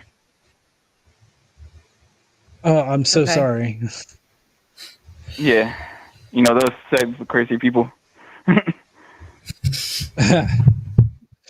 Yeah, and that makes it incredibly hard, because like if you were in a position where you weren't risking becoming homeless or like any other kind of serious consequences, it would be a lot easier, because then you just have to deal with the potentially being cut off from your family members. That's what happened to me. I came out. I just started talking about atheism, being an atheist, and how I didn't believe in God. And I had a number of family members that just didn't want to talk to me anymore. And that was up to them. But that was one thing that I knew would probably happen. But for your situation, I personally would try to put your health and well-being first. And you can always like we were talking about the Recovering from Religion Foundation earlier. You can definitely use the Secular Therapy Project to find a therapist so that you can talk to them about your concerns, and they can definitely help you work your way through this deconstruction or post deconstruction process, and they'll be able to help you sort of process it. I'm not going to sit here and tell you to come out to your parents at one point in time or another, because it seems like you're kind of at risk in this particular situation. What I can say is that I feel like if I was in your situation, I would definitely want to lay it close to the chest for right now, and work towards getting to a situation where if they were to cut you off, you wouldn't be destitute, but I hate to tell you. There's another thing I wanted to say. Oh, go ahead. Sorry. It's oh, it's okay. I came out as atheist already to my mom, like earlier, and then she started already condemned me to hell pretty much, saying I was going to hell. And I said, that's your truth, and that's not my truth to her. Mm-hmm. Yes. Oh, okay. How original of her to, resort back to that. That's what she knows. She's programmed, right? These religions, they program you to, choose your faith over your family, unfortunately. And that's really hard for those of us that believe it. Yeah, and it's just, I understand that it's a cult now, and it's been hard for me because I kind of stopped praying and stopped going to church, and I have like a whole new lifestyle. If that makes sense. It does make sense. Yeah. Yeah. Do you have a good support system, like local, that you feel like you can rely on? Yes, I do have a lot of Christian friends though, but I don't know if they would be supportive of me becoming an atheist and bisexual, but I'm sure that I can still talk to them about it. But I'm not going to go to like church or anything for the sport, if that makes sense. Yeah, I meant more of like a support as far as navigating, like what John was saying, like kind of creating a safety plan to be able to somehow extract yourself from their financial control. So that way you're not left destitute. Like, do you have people like that? Because like for me, when I work with the women in my communities, we do a lot of safety planning. We reach out to a lot of the victim advocates in the community. Like there's a lot of resources to be able to help people that are leaving situations like that. Yours is obviously just a little bit different, but there are resources out there and that can really help empower you. So that way you feel like you have that support as you move forward in your choices. Oh yeah, that'd be good. So in Georgia, go ahead. Sorry. Oh okay. No, you can continue talking. Yeah. So in Georgia, there are a number of like secular and free thought organizations out there. There's a Sunday Assembly actually out in Atlanta, and I've actually been to one of their conferences, and I've been in one of their assemblies, and I mean it works very similar to like church. It has a very sort of like church, I guess, vibe without the actual theology and everything. So like there are definitely groups out there in Georgia that you can contact, and you can start building some of that in that very supportive group, a support network there for you. So I would suggest looking for local secular and free thought groups to help start you on that path. Mm-hmm. Yeah, that's a good idea. I might start looking into things. Like I said, I'm kind of poor and don't have enough financial to pay for certain things. So I'm also struggling with that. Well, that's just temporary. Remember that. Just right now. Don't forget. You keep moving forward. You will keep growing. This is just, nothing is permanent, right? This is going to change. And so just because you financially constrained right now does not mean that you always be in the future. But a lot of these resources are free, and they will be able to help you grow and expand and change that. So that way you can then get to a position where you can then pay for further support, which you deserve. Yeah. That makes sense. Yeah, and I mean the building that support network, especially of just emotional support, I think is important. And I mean you don't have to pay for. If anybody tries to make you pay for emotional support, then I just find somebody else. Yeah, that makes sense. Yeah. All right, Nathan. Was there anything else that you wanted any kind of advice on? Oh no, but the last conversation you had with Andrew had me laughing really hard today. So. Hey, I was having fun with it, and my ADHD was going all over the place with my questions, obviously. So Nathan, there's always sex work, you know. Jeez, like.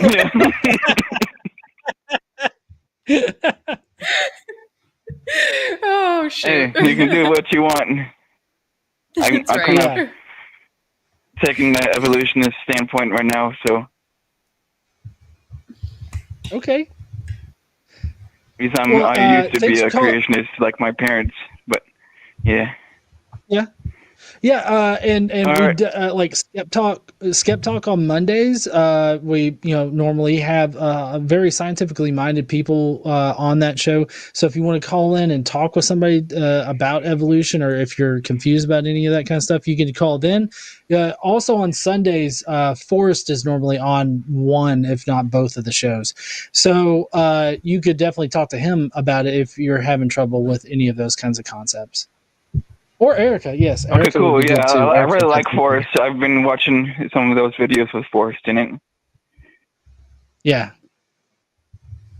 So, all right, Nathan. Thank you. It was great talking to you. Yeah, I hope you have a great night. Good talking to y'all. Yeah, you too. Good luck, Nathan. You're doing great. Yeah, thank you. All right. Bye, Nathan. All right, bye. Bye. All right. So we are coming up on the last call. We are going to get to that here in just a second. I see so many great Guy Fieri shit-talking comments coming through. Please keep them coming through so that I have even more of a reason to tell you why I viciously just loathe Guy Fieri in the best ways possible. But there was one thing I wanted to bring up from Andrew's call, since we kind of mentioned it. He talked about sex abuse instances being 100 times higher in public schools. That is sourced to a study done by Cheryl Shakeshaft.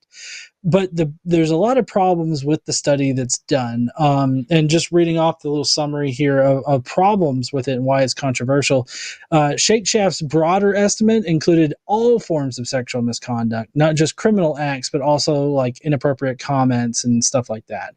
And the reporting and data collection methods for the Catholic Church cases, which it only examined the Catholic Church cases, which there's a plethora of other cases out there too. This is from 2000, by the way, so like it's a little bit old, but from the 2000s, the cases in the public school cases are very different. So like the data collection methods are not the same in both, and it seems like the public school numbers are artificially inflated because they count more than just the criminal acts, where in the Catholic Church they just count criminal acts. So, and it also sounds like right. Shake Shack, which ties into your McDonald's. Sorry. Just... Look, nobody wants to fuck a McDonald's worker for a milkshake. They don't want that fix that much. Oh, yeah, I know. All right, let's see. Next up, we've got Matthew, who's calling in from Narnia. Wait, hold on. Almost hit the wrong button. Hey, what's up, Matthew? Hello? How's Narnia? Sorry, that's Canada, I'm by not the way. from Narnia. It's Canada. Canada. You know, you go up there, it's like snowing all the time, and I'm sure that there's a guy in goat pants. God. Oh my God. Oh wow, you got me on that one.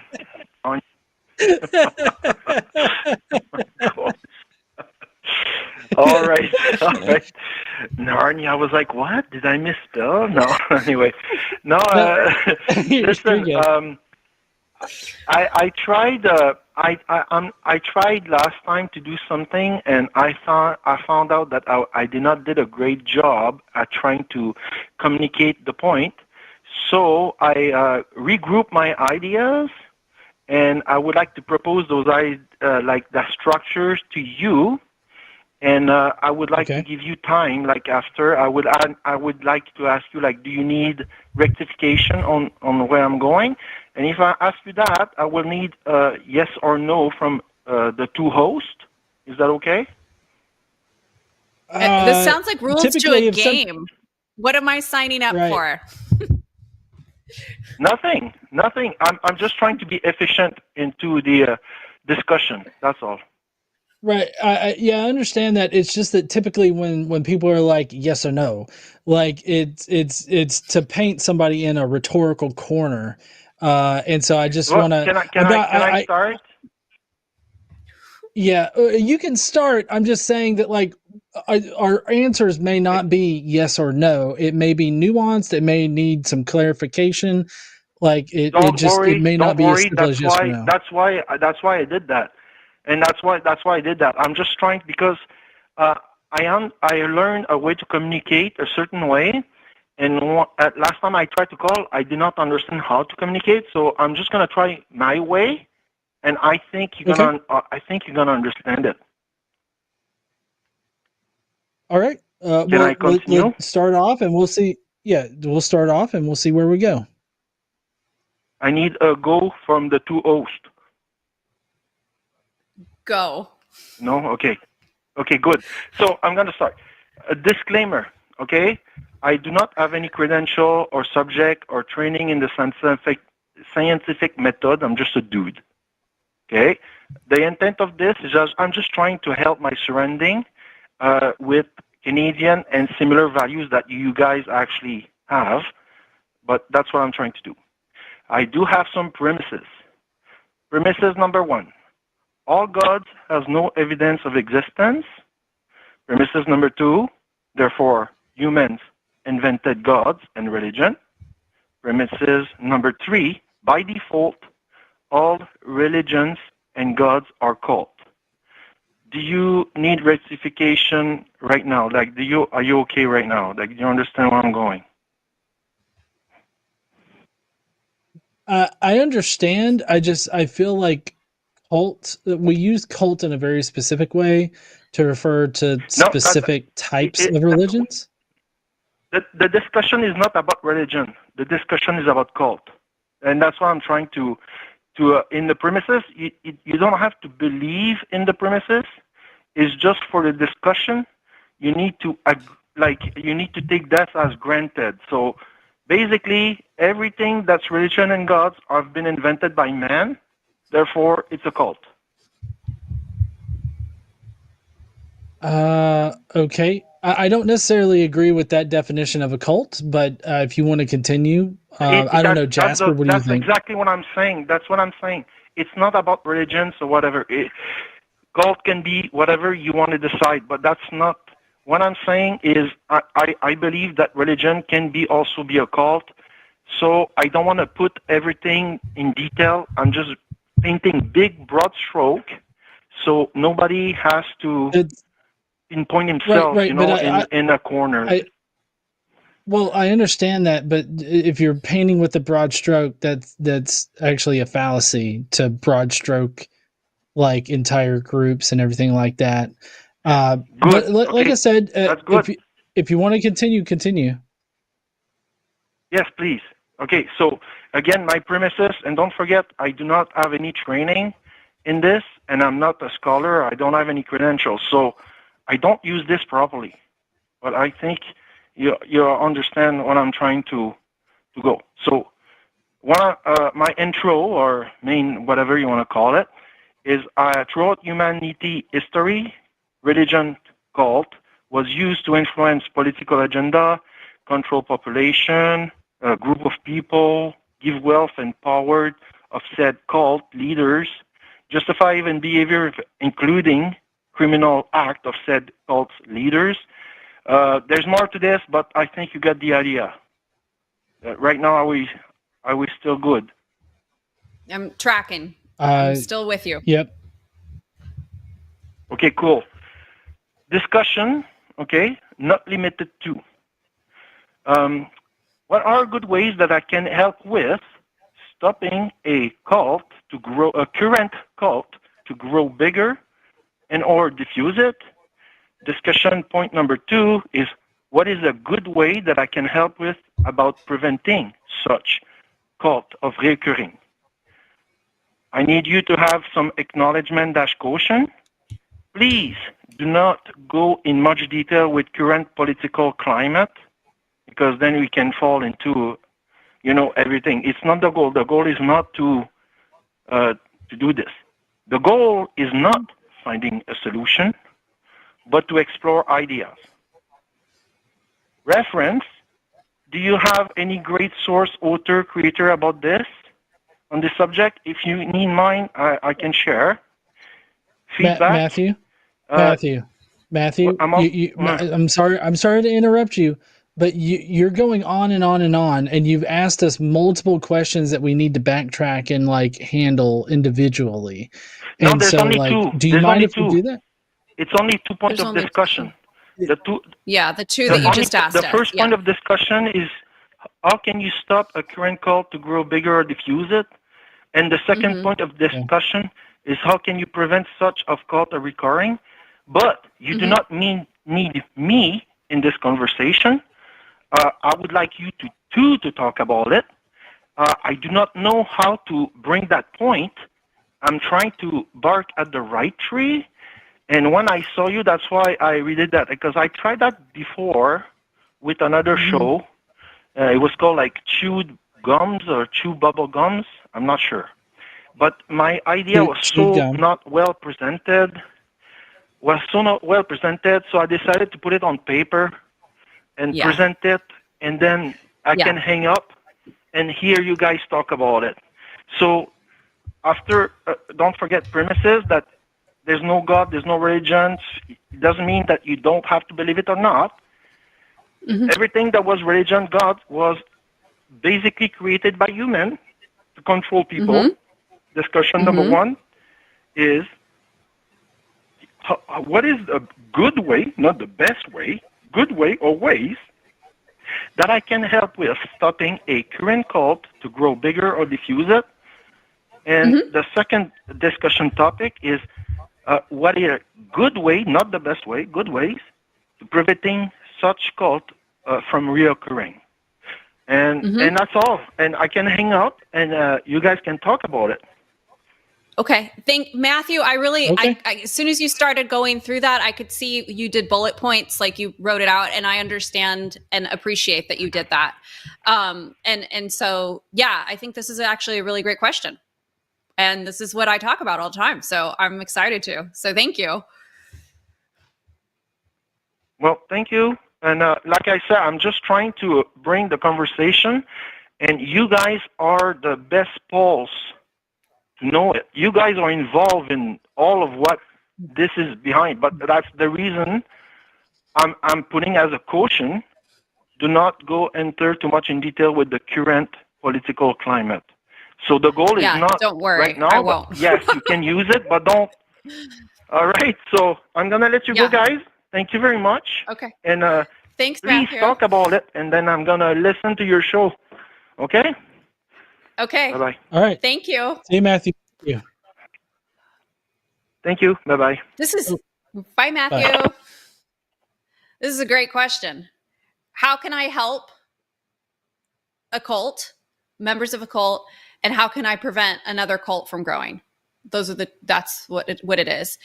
And I also really appreciate the fact that he asked that we wouldn't go into politics, because I think that what I have found is that a lot of people want to pull politics into my work, and I don't pay attention to it, because for me there's a separation, right? And so to answer for me, how do you prevent a cult from growing?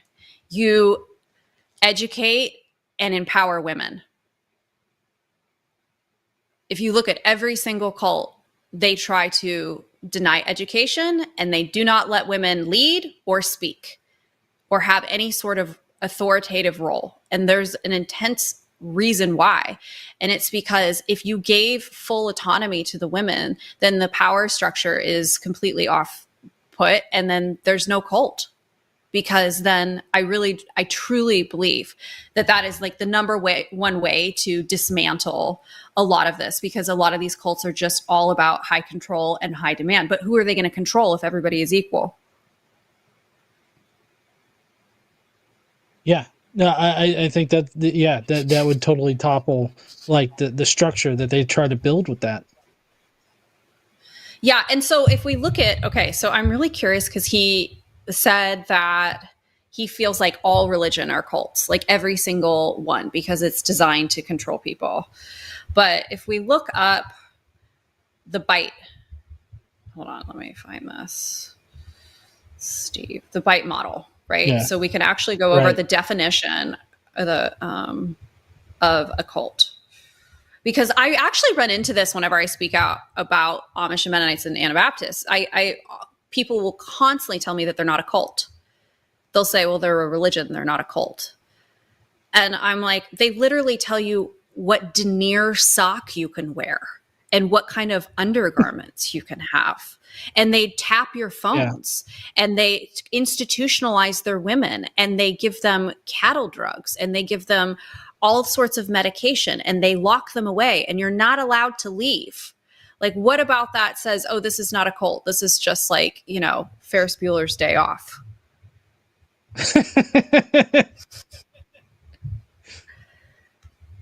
Okay, so. No, yeah. Okay, go ahead.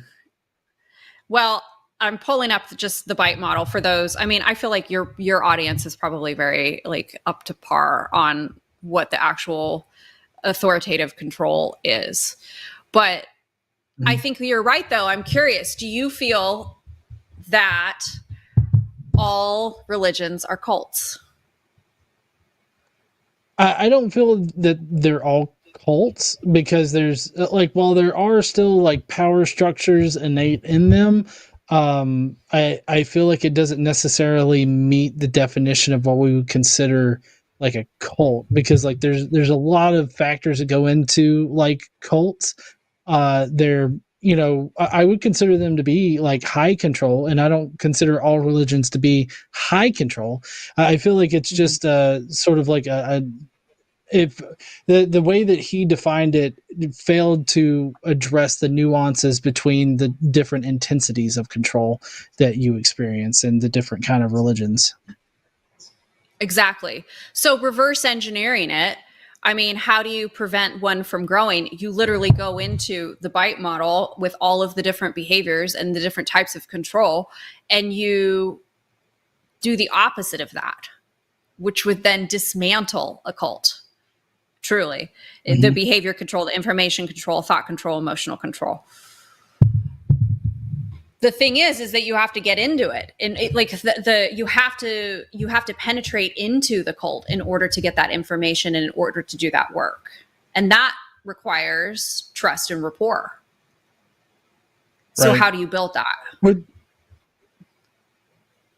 I mean, it would be doing exactly what you do. Having meaningful conversations with them, being part of the community also would really help, right?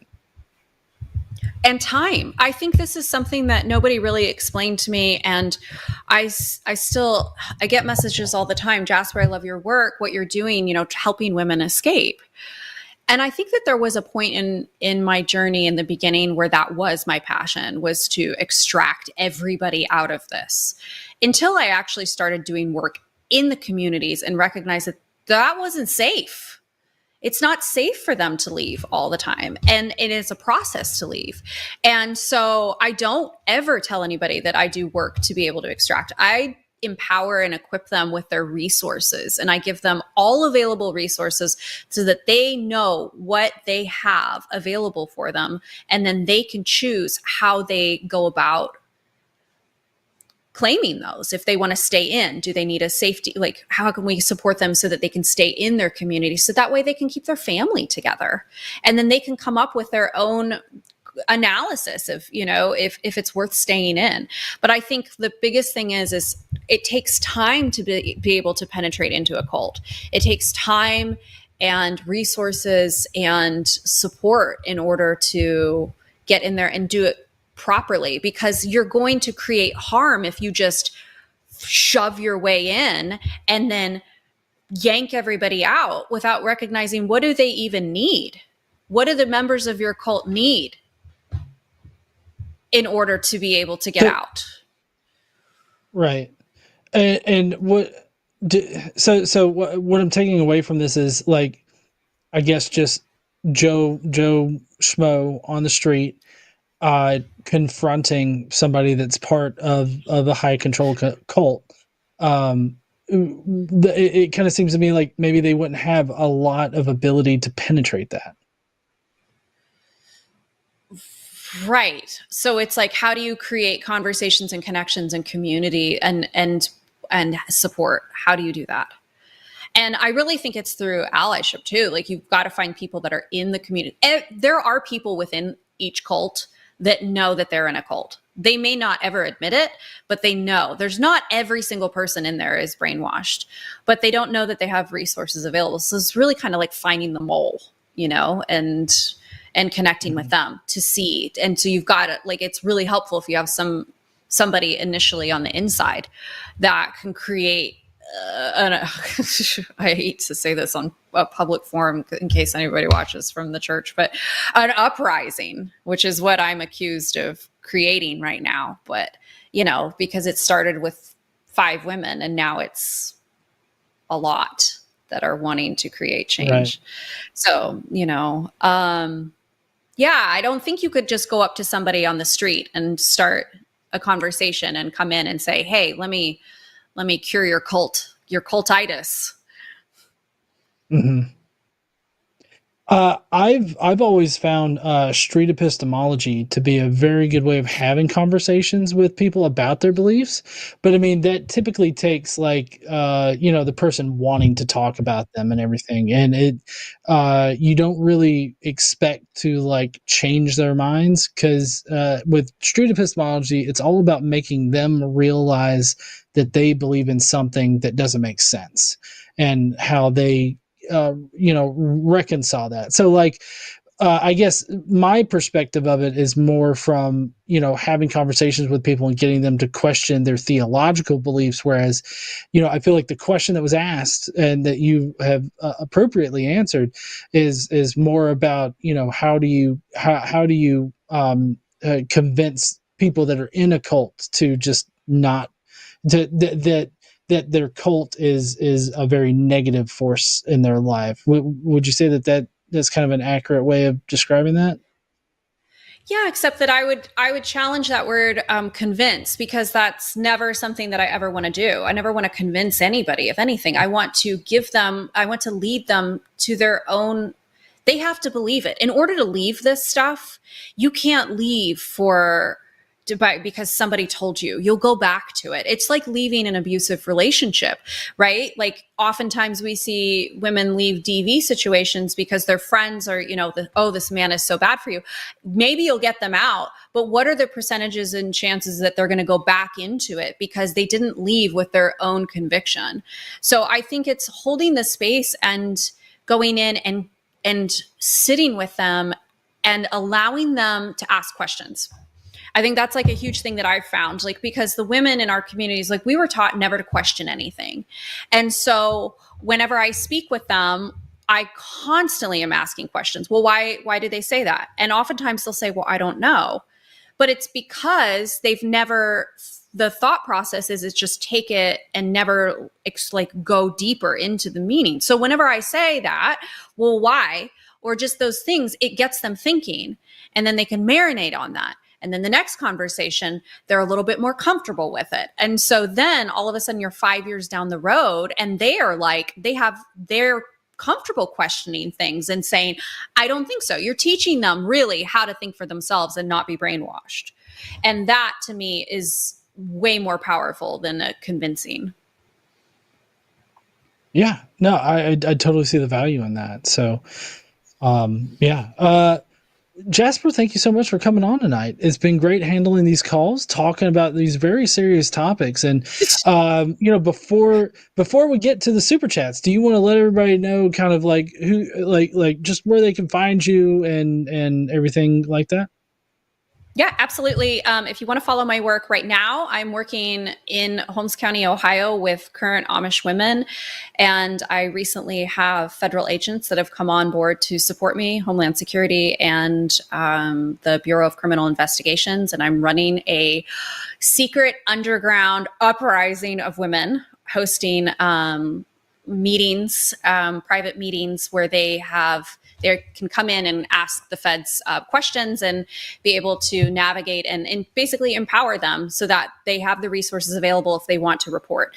So I am covering that on Substack, and that is called the Plain People's Project. I'm doing both audio, and then I'm working on putting documentation out there that's never been seen before that's coming out of the church. So you can find me there. You can find me on the Plain People's Podcast, which is available on all podcast streaming networks. And you can find me on Instagram, Jasper C. Hoffman.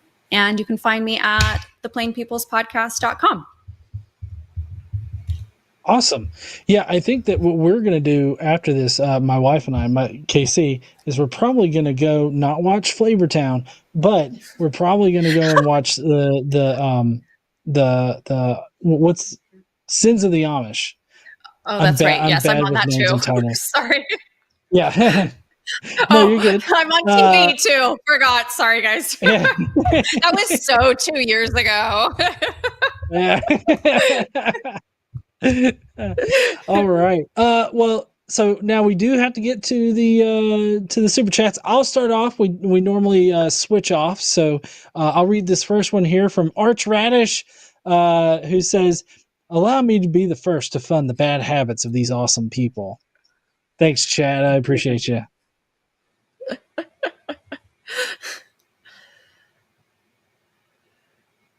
Oh, right. Okay. From Reverend Nate, one Christmas, I got stranded with Mennonites. The matriarch kept making jokes about Hutterite men being helpless because they don't know how to make sandwiches. They don't. They do not teach their men how to cook. The women, it is your entire job to support your husband. That is, I am a wasted trained housewife, y'all. I can do anything. I can sew, I can cook, I can make anything. I can entertain 50 people on a whim. And it's all just wasted, but yes, I love it. I want to know what kind of sandwiches you have though. I go for bologna. I'm so Alabama. Thank you, honey. You have expanded my taste in deli meats, I will say. Is it fried bologna though? Fried bologna sandwiches are the best. Yeah, I prefer fried bologna sandwich to just a cold bologna sandwich, but it's whatever works, whatever I feel like. Anyways, the Raven 200 says, "Here's my super chat, but you're welcome." Amazing. Thanks. From Neil, the 604 atheist, Jasper, you share your story on my show. Message me. I haven't done. I took a hiatus for a little bit from doing anything public, but you know what? Let's jibber jabber. I'd love to. Okay, cool. Yeah, I know Neil, so I'll definitely mention it to him next time I talk to him. Next is Jiska Doo-Doo McButtface. This is a great name. "Hi, Jasper. As a trans person, I'm curious what the attitude to trans people in those communities had, and what are your thoughts? What your thoughts were when you first heard about us after leaving them. #Zerba for president." Amazing. So I love that you brought this question up because I'm sure you're going to be absolutely shocked that they think that anybody that's trans is just doomed for hell. Right with me, with my white socks, and my elbows showing. But there is a tremendous amount of racism and misogyny and homophobicness and you name it, right? They are they are white supremacists is what they really are. And nobody has it better than a middle-aged white Amish or Mennonite man with money. There's such excessive money in there. Yeah. And so for me, whenever I left, thankfully, because I was raised by a bunch of artsy-fartsy parents before they decided to just, Jim Jones it and go into a cult, I was always raised very accepting of others, and that still has how I've always been.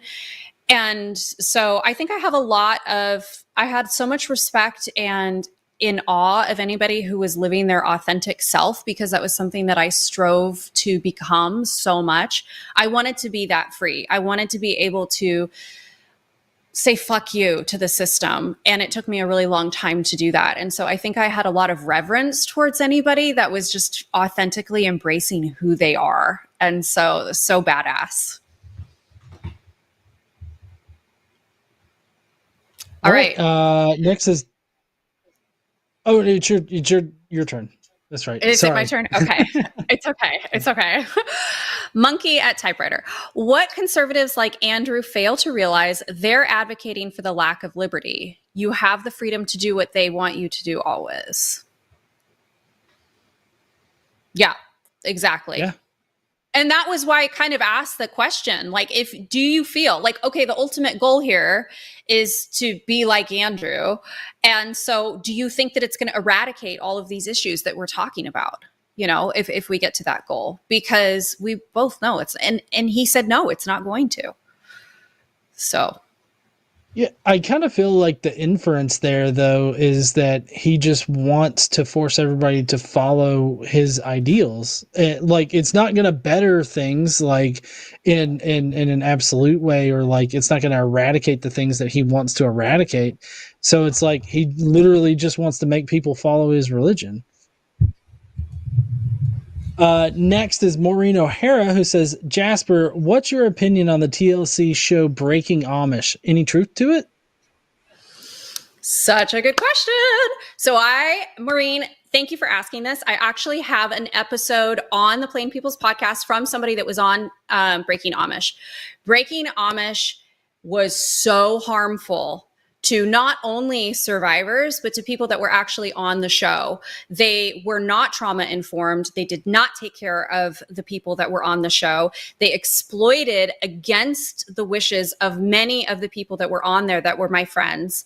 It's reality TV. I mean, the stories that I have, and I think people can actually talk about now that they're out of their contract, it's horrible what they have done. And this is something that I talk a lot about to those of us that came out of the community, because it is so hard for us to get attention on the Amish or Mennonite name. And so I feel like people quickly go into a media contract without thinking about how valuable their story is and what the implications are. And they have trust in the media to be able to portray them in the right light. And then they get into these situations and they're gagged by a contract, and then they're forced and humiliated in so many ways. And so there is not a lot of truth to it. And in fact, I will just say this.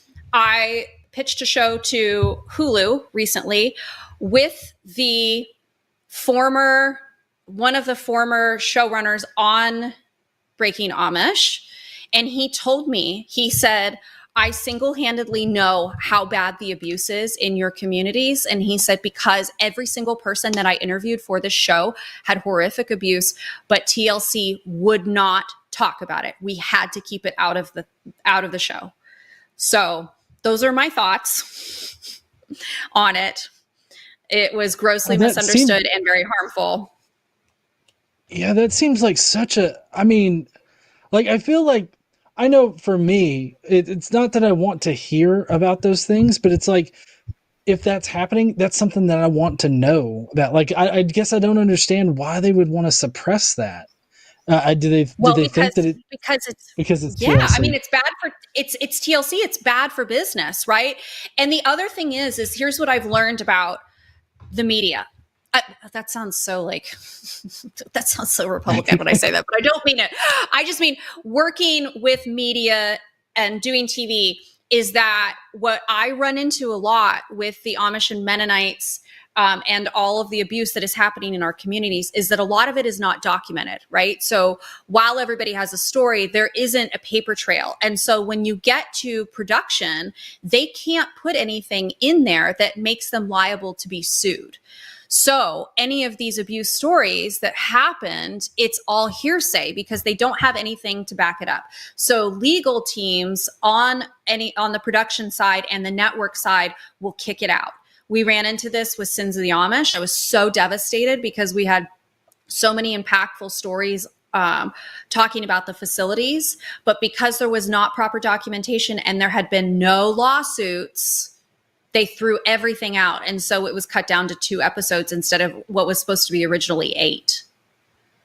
So there's that too. Wow. Yeah. Oh yeah. Yeah. And they didn't tell us until it came out. And it was heartbreaking. It really was. Like I was actually, I don't like talking about this as much, but I was really heartbroken whenever the show came out. And I still don't tell a lot of people about it because I feel like it doesn't do justice for like what we actually filmed and what information really needed to be out there. But I am still grateful that something was. But yeah, so the legality of it really comes down to play too. It's not that they just don't want to include it. They can't take that risk.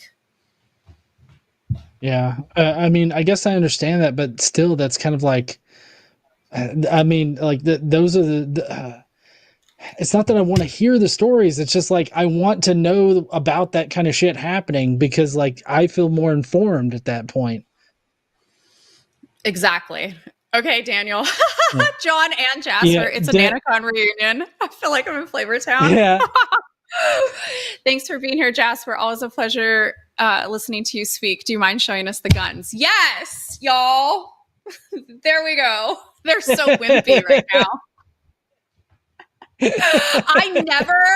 I never come on a video and like show either my shoulders. I think it's like the conservative Mennonite still in me where I'm like, oh, I've got to cover up my shoulders and my elbows. Anyway, but I was making a joke on my Instagram today that I was coming on and I was just a harlot, you know, just showing off my arms. Hey, you know, I don't like sleeves, so like I feel you. I'm a harlot too. Do you know why we can't? Show me your elbows, because do you know why you cannot show your elbows as a Mennonite? They look like the ministry says they look like nipples. Could you imagine if this is like what our nipples looked like? Have they seen nipples? I don't think they've seen nipples. Like, I don't know. But anyway, well, here's mine. You know, it's just. All right. Let's see. From Gubba Gaming says, "I just love you guys." Oh, thank you, Gubba. I love you. Appreciate you. Come on, John, take us to Flavortown. Okay, so here I'll tell my Flavortown story right now since it got brought up, because we did get. I feel like I didn't put a number on it, but we definitely got enough there. Okay, so basically, I was 2 pints in, and where were we at? We were most of a pitcher. I was most of a pitcher in of beer, like good, like a really good IPA kind of beer, and you know, Guy Fieri came on TV, and like I'm just sitting there watching him. I think it was actually down in Santa Rosa. We were eating dinner. And I was just watching the TV, and Guy Fieri comes on, and I'm just sitting there, and I look at Casey, and I turn back to the TV, and I'm like, fuck Guy Fieri. I could do everything that he's doing on that TV right now. I can get a convertible, run around and eat stuff from places and be like, boom, Flavortown. And then I could make him a lot of money. And so like, this is nearly a whole picture in. And I'm just sitting there like, fuck him, I could eat food. and so it's just kind of been a thing ever since. And I shit you not, we accidentally run into Guy Fieri like shrines all over the place. We went to fucking Hawaii, stopped at a random shrimp shrimp truck on the side of the road. Lo and behold, after we park and we walk up, on the fucking side of it are the owners of the shrimp truck standing with goddamn Guy Fieri. Okay. Another time we were in Georgia and we went to this, my parents over there, they picked a diner for us to go to. Lo and behold, the fucking like sign for the diner had goddamn Guy Fieri on it. And inside the diner was Guy Fieri everywhere, like just everywhere. And so it was like, it's just fuck. It's just he's everywhere and he plagues my existence now.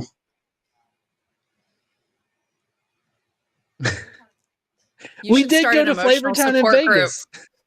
Yeah, for Flavortown people. Oh God. I'll ask her right after this, hon. So Guy Fieri stole his frosted tips and backwards sunglasses style from John, and he's been furious ever since. That's a far more interesting like story there. So now, Jasper, I'm kind of curious. How do you know the frosted tip devil man? So this actually ties into the question and how I know, because this is what my mom says, is that he actually stole his hairstyle from her.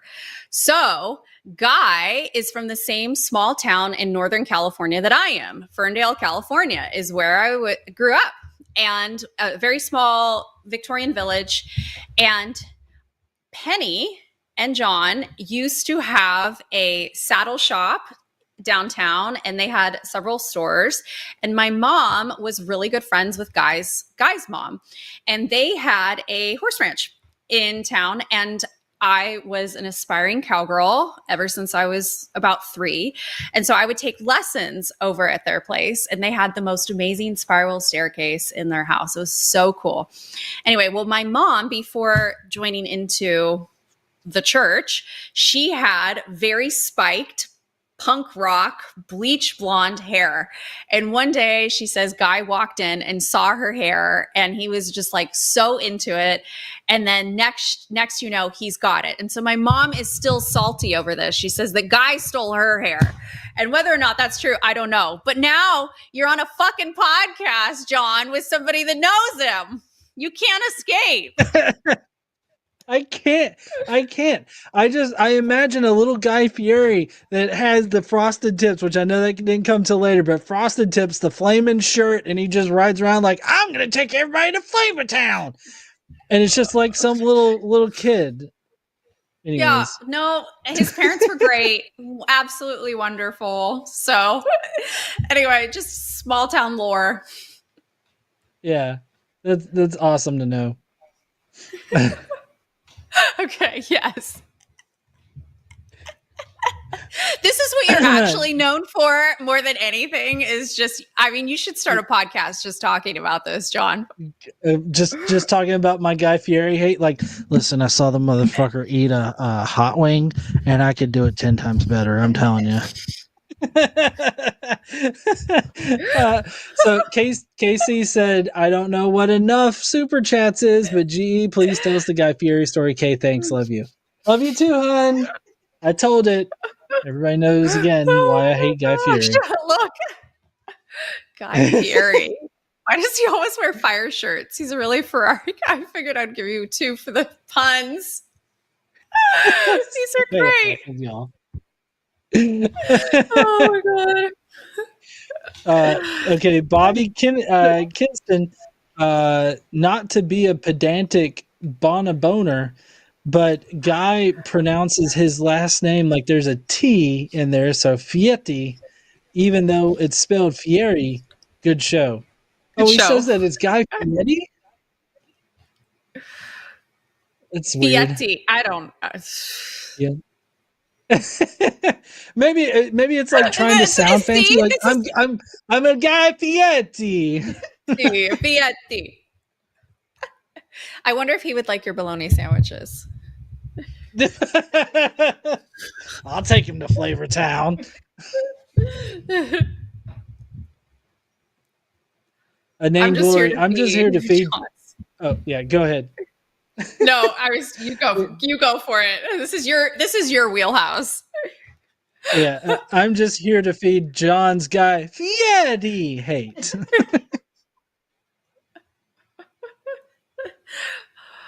Jasper, I loved your presentation at Free Flow Orlando in March. I met G and his wife there too. So oh my God, I can't read because I was homeschooled and I had Mennonite. It's a stretch. So it's cool to see you all hosting the line together. Yes, it's awesome. Free Flow was amazing. It was such a great, there's so many great people there. It was really awesome. Oh yeah. I loved it. I think that's going to be pretty much a standard conference that we always go to, just because we love everybody that goes there. Jamnik also says, fairly scary Guy Fieri. Dairy soup made me feel weary until it fairly swiftly squirted out of my hairy derriere. Poop poem, not a poop joke. Fieri story time. What a jingle.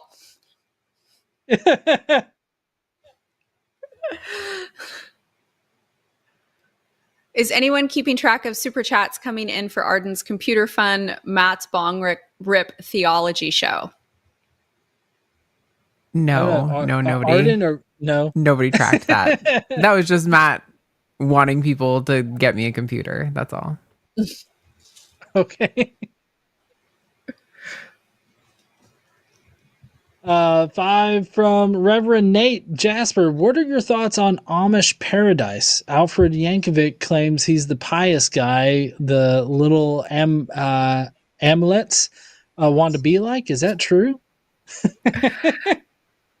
I mean, it was TikTok popular. I guess I find it funny in some ways, but I can't stand more than like the opening line. It's not for me.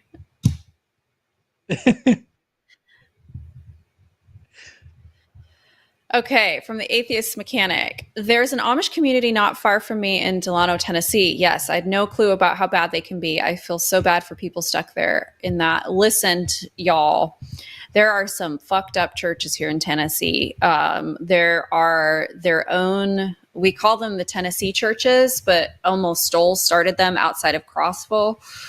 And my parents, it's interesting when like you join in, like I kind of said, where there's this state of proving and you're constantly in this proving. And what I see is that it's never enough. They always feel like they have to keep proving and going more conservative and more conservative and more conservative.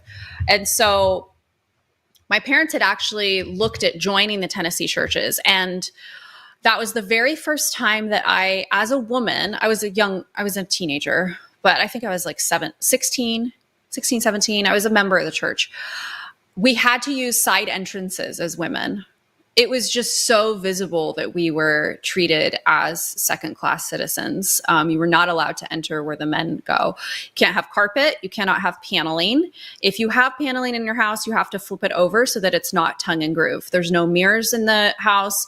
You cannot have curtains. Your vehicle cannot cost more than $5,000. You cannot have more than 20 cows. Like there's just in the standard book, it's so scary. And of course, shocking, just higher abuse rates. Like this is, when I started the podcast, like I had no idea that the abuse rates were so high because it was made to feel like we didn't have terminology, like I said, around it, right? And you're so focused on, they make you out to be the problem that you think that you're the problem. And so when I started the podcast, I started recognizing that there were higher rates of abuse cases that were coming into me from certain districts, from certain churches, from different bishops. And the Tennessee churches have to be some of the most controlling, just horrific abuse cases that I've heard. And they're pretty bad. I mean, they're really bad that come out of there. So yeah, all this to say, I mean, it's really easy to coexist. And because there is such a separation and they do that intentionally, nobody ever really questions what's happening. And they also present really well, right? When you meet them, they'll make eye contact. They look presentable. They look the part, right? That you don't. And so oftentimes I'll hear, well, oh, I have neighbors that, are so kind and they're so wonderful. And I'm like, yeah. And then they're beating their children with 2x4s, and they're locking them in their bedrooms, and they're denying them food and water. And there's just horrible child abuse cases. So they've just perfected looking really presentable and then keeping separate intentionally. Yeah. I'm kind of curious, is it the case that like just all Amish communities kind of have those same issues, or because I could see potentially people being like, oh, well, no, I live near Amish and they're not that way. Right. And that's one of my favorite reasons for doing my work in Holmes County, Ohio, because it is the second largest Amish population in the United States, and largest tourism comes in there too. So Holmes County, Ohio has a population of 44,500. Of that, 39,000 and some change are Amish. So it's a really relatively small community. And last year it brought in $313 million of Amish tourism dollar alone. And so when you go up there, it is the Disneyland of the Amish communities that I've been in. They are very used to talking to community members. There's not a lot of segregation. The women look very liberal. They have a lot. Everybody has electricity. Everybody has solar panels. They're walking around in their Birkenstocks, and they just don't look like super conservative. So of all perceptions, you would think, oh, okay, well, this definitely doesn't look like this abuse would be happening. And yet this is where I'm doing the work. And this is what I'm still uncovering, that it's horrific there. So if it's really bad there, imagine if you're in an isolated insular community up in Wisconsin where you don't have a neighboring church and there's so much incest happening and nobody can penetrate in. You're not meeting the public. Your children aren't interacting or possibly going to public school with other children. So the abuse rates, I would say, are even higher in that. Yeah. Do you think that we'll move on to the next super chat here in a second, but do you think that the tourism, like money and all that, do you think that exacerbates the problem, like in these communities? Oh, for sure. Yeah, because you have elected officials that are running in law enforcement. And if you have that sort of money coming in, do you want abuse in your headlines? No. And it also it's people buying into the brand and imagery. And so the men know that and they wield that. And yeah, that money absolutely perpetuates issues, because people that are buying the products. Now, don't get me wrong. I always joke when I go up there, I'm like, I'm no better than any tourist, because like, take me to get all of the food, because there's nowhere else that I can get it unless I cook it myself. And I don't want to do that anymore. But so I get the appeal.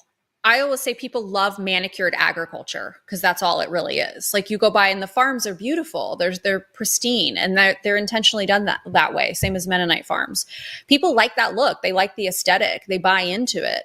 And so when they're buying, that tourism money is coming in and they're biased, right? They're romanticizing what's happening. And when I challenge them with this, they get really defensive. And they want to say, well, they live a simple, peaceful life, or they're hardworking. And I'm like, there's literally nothing simple about this. It's organized crime. It's so complex. But on the surface, they're so good at presenting this simplistic life. But yeah, so I think that it's like that money is coming in from people who are still romanticizing the religion. Yeah. I can totally see that. So next, Reverend Nate also asked, Jasper didn't wear sleeves tonight because she doesn't have a concealed carry permit for those guns. No harlot detected, just a law-abiding citizen. That's right. I'm just a girl. I'm harmless.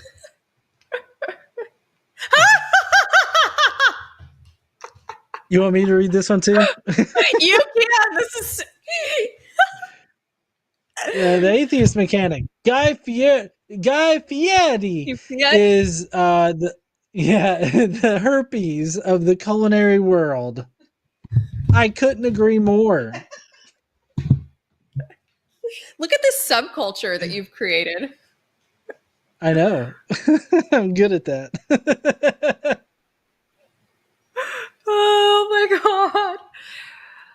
Pronounced Boriqua. Roll the R. Oh, vroom.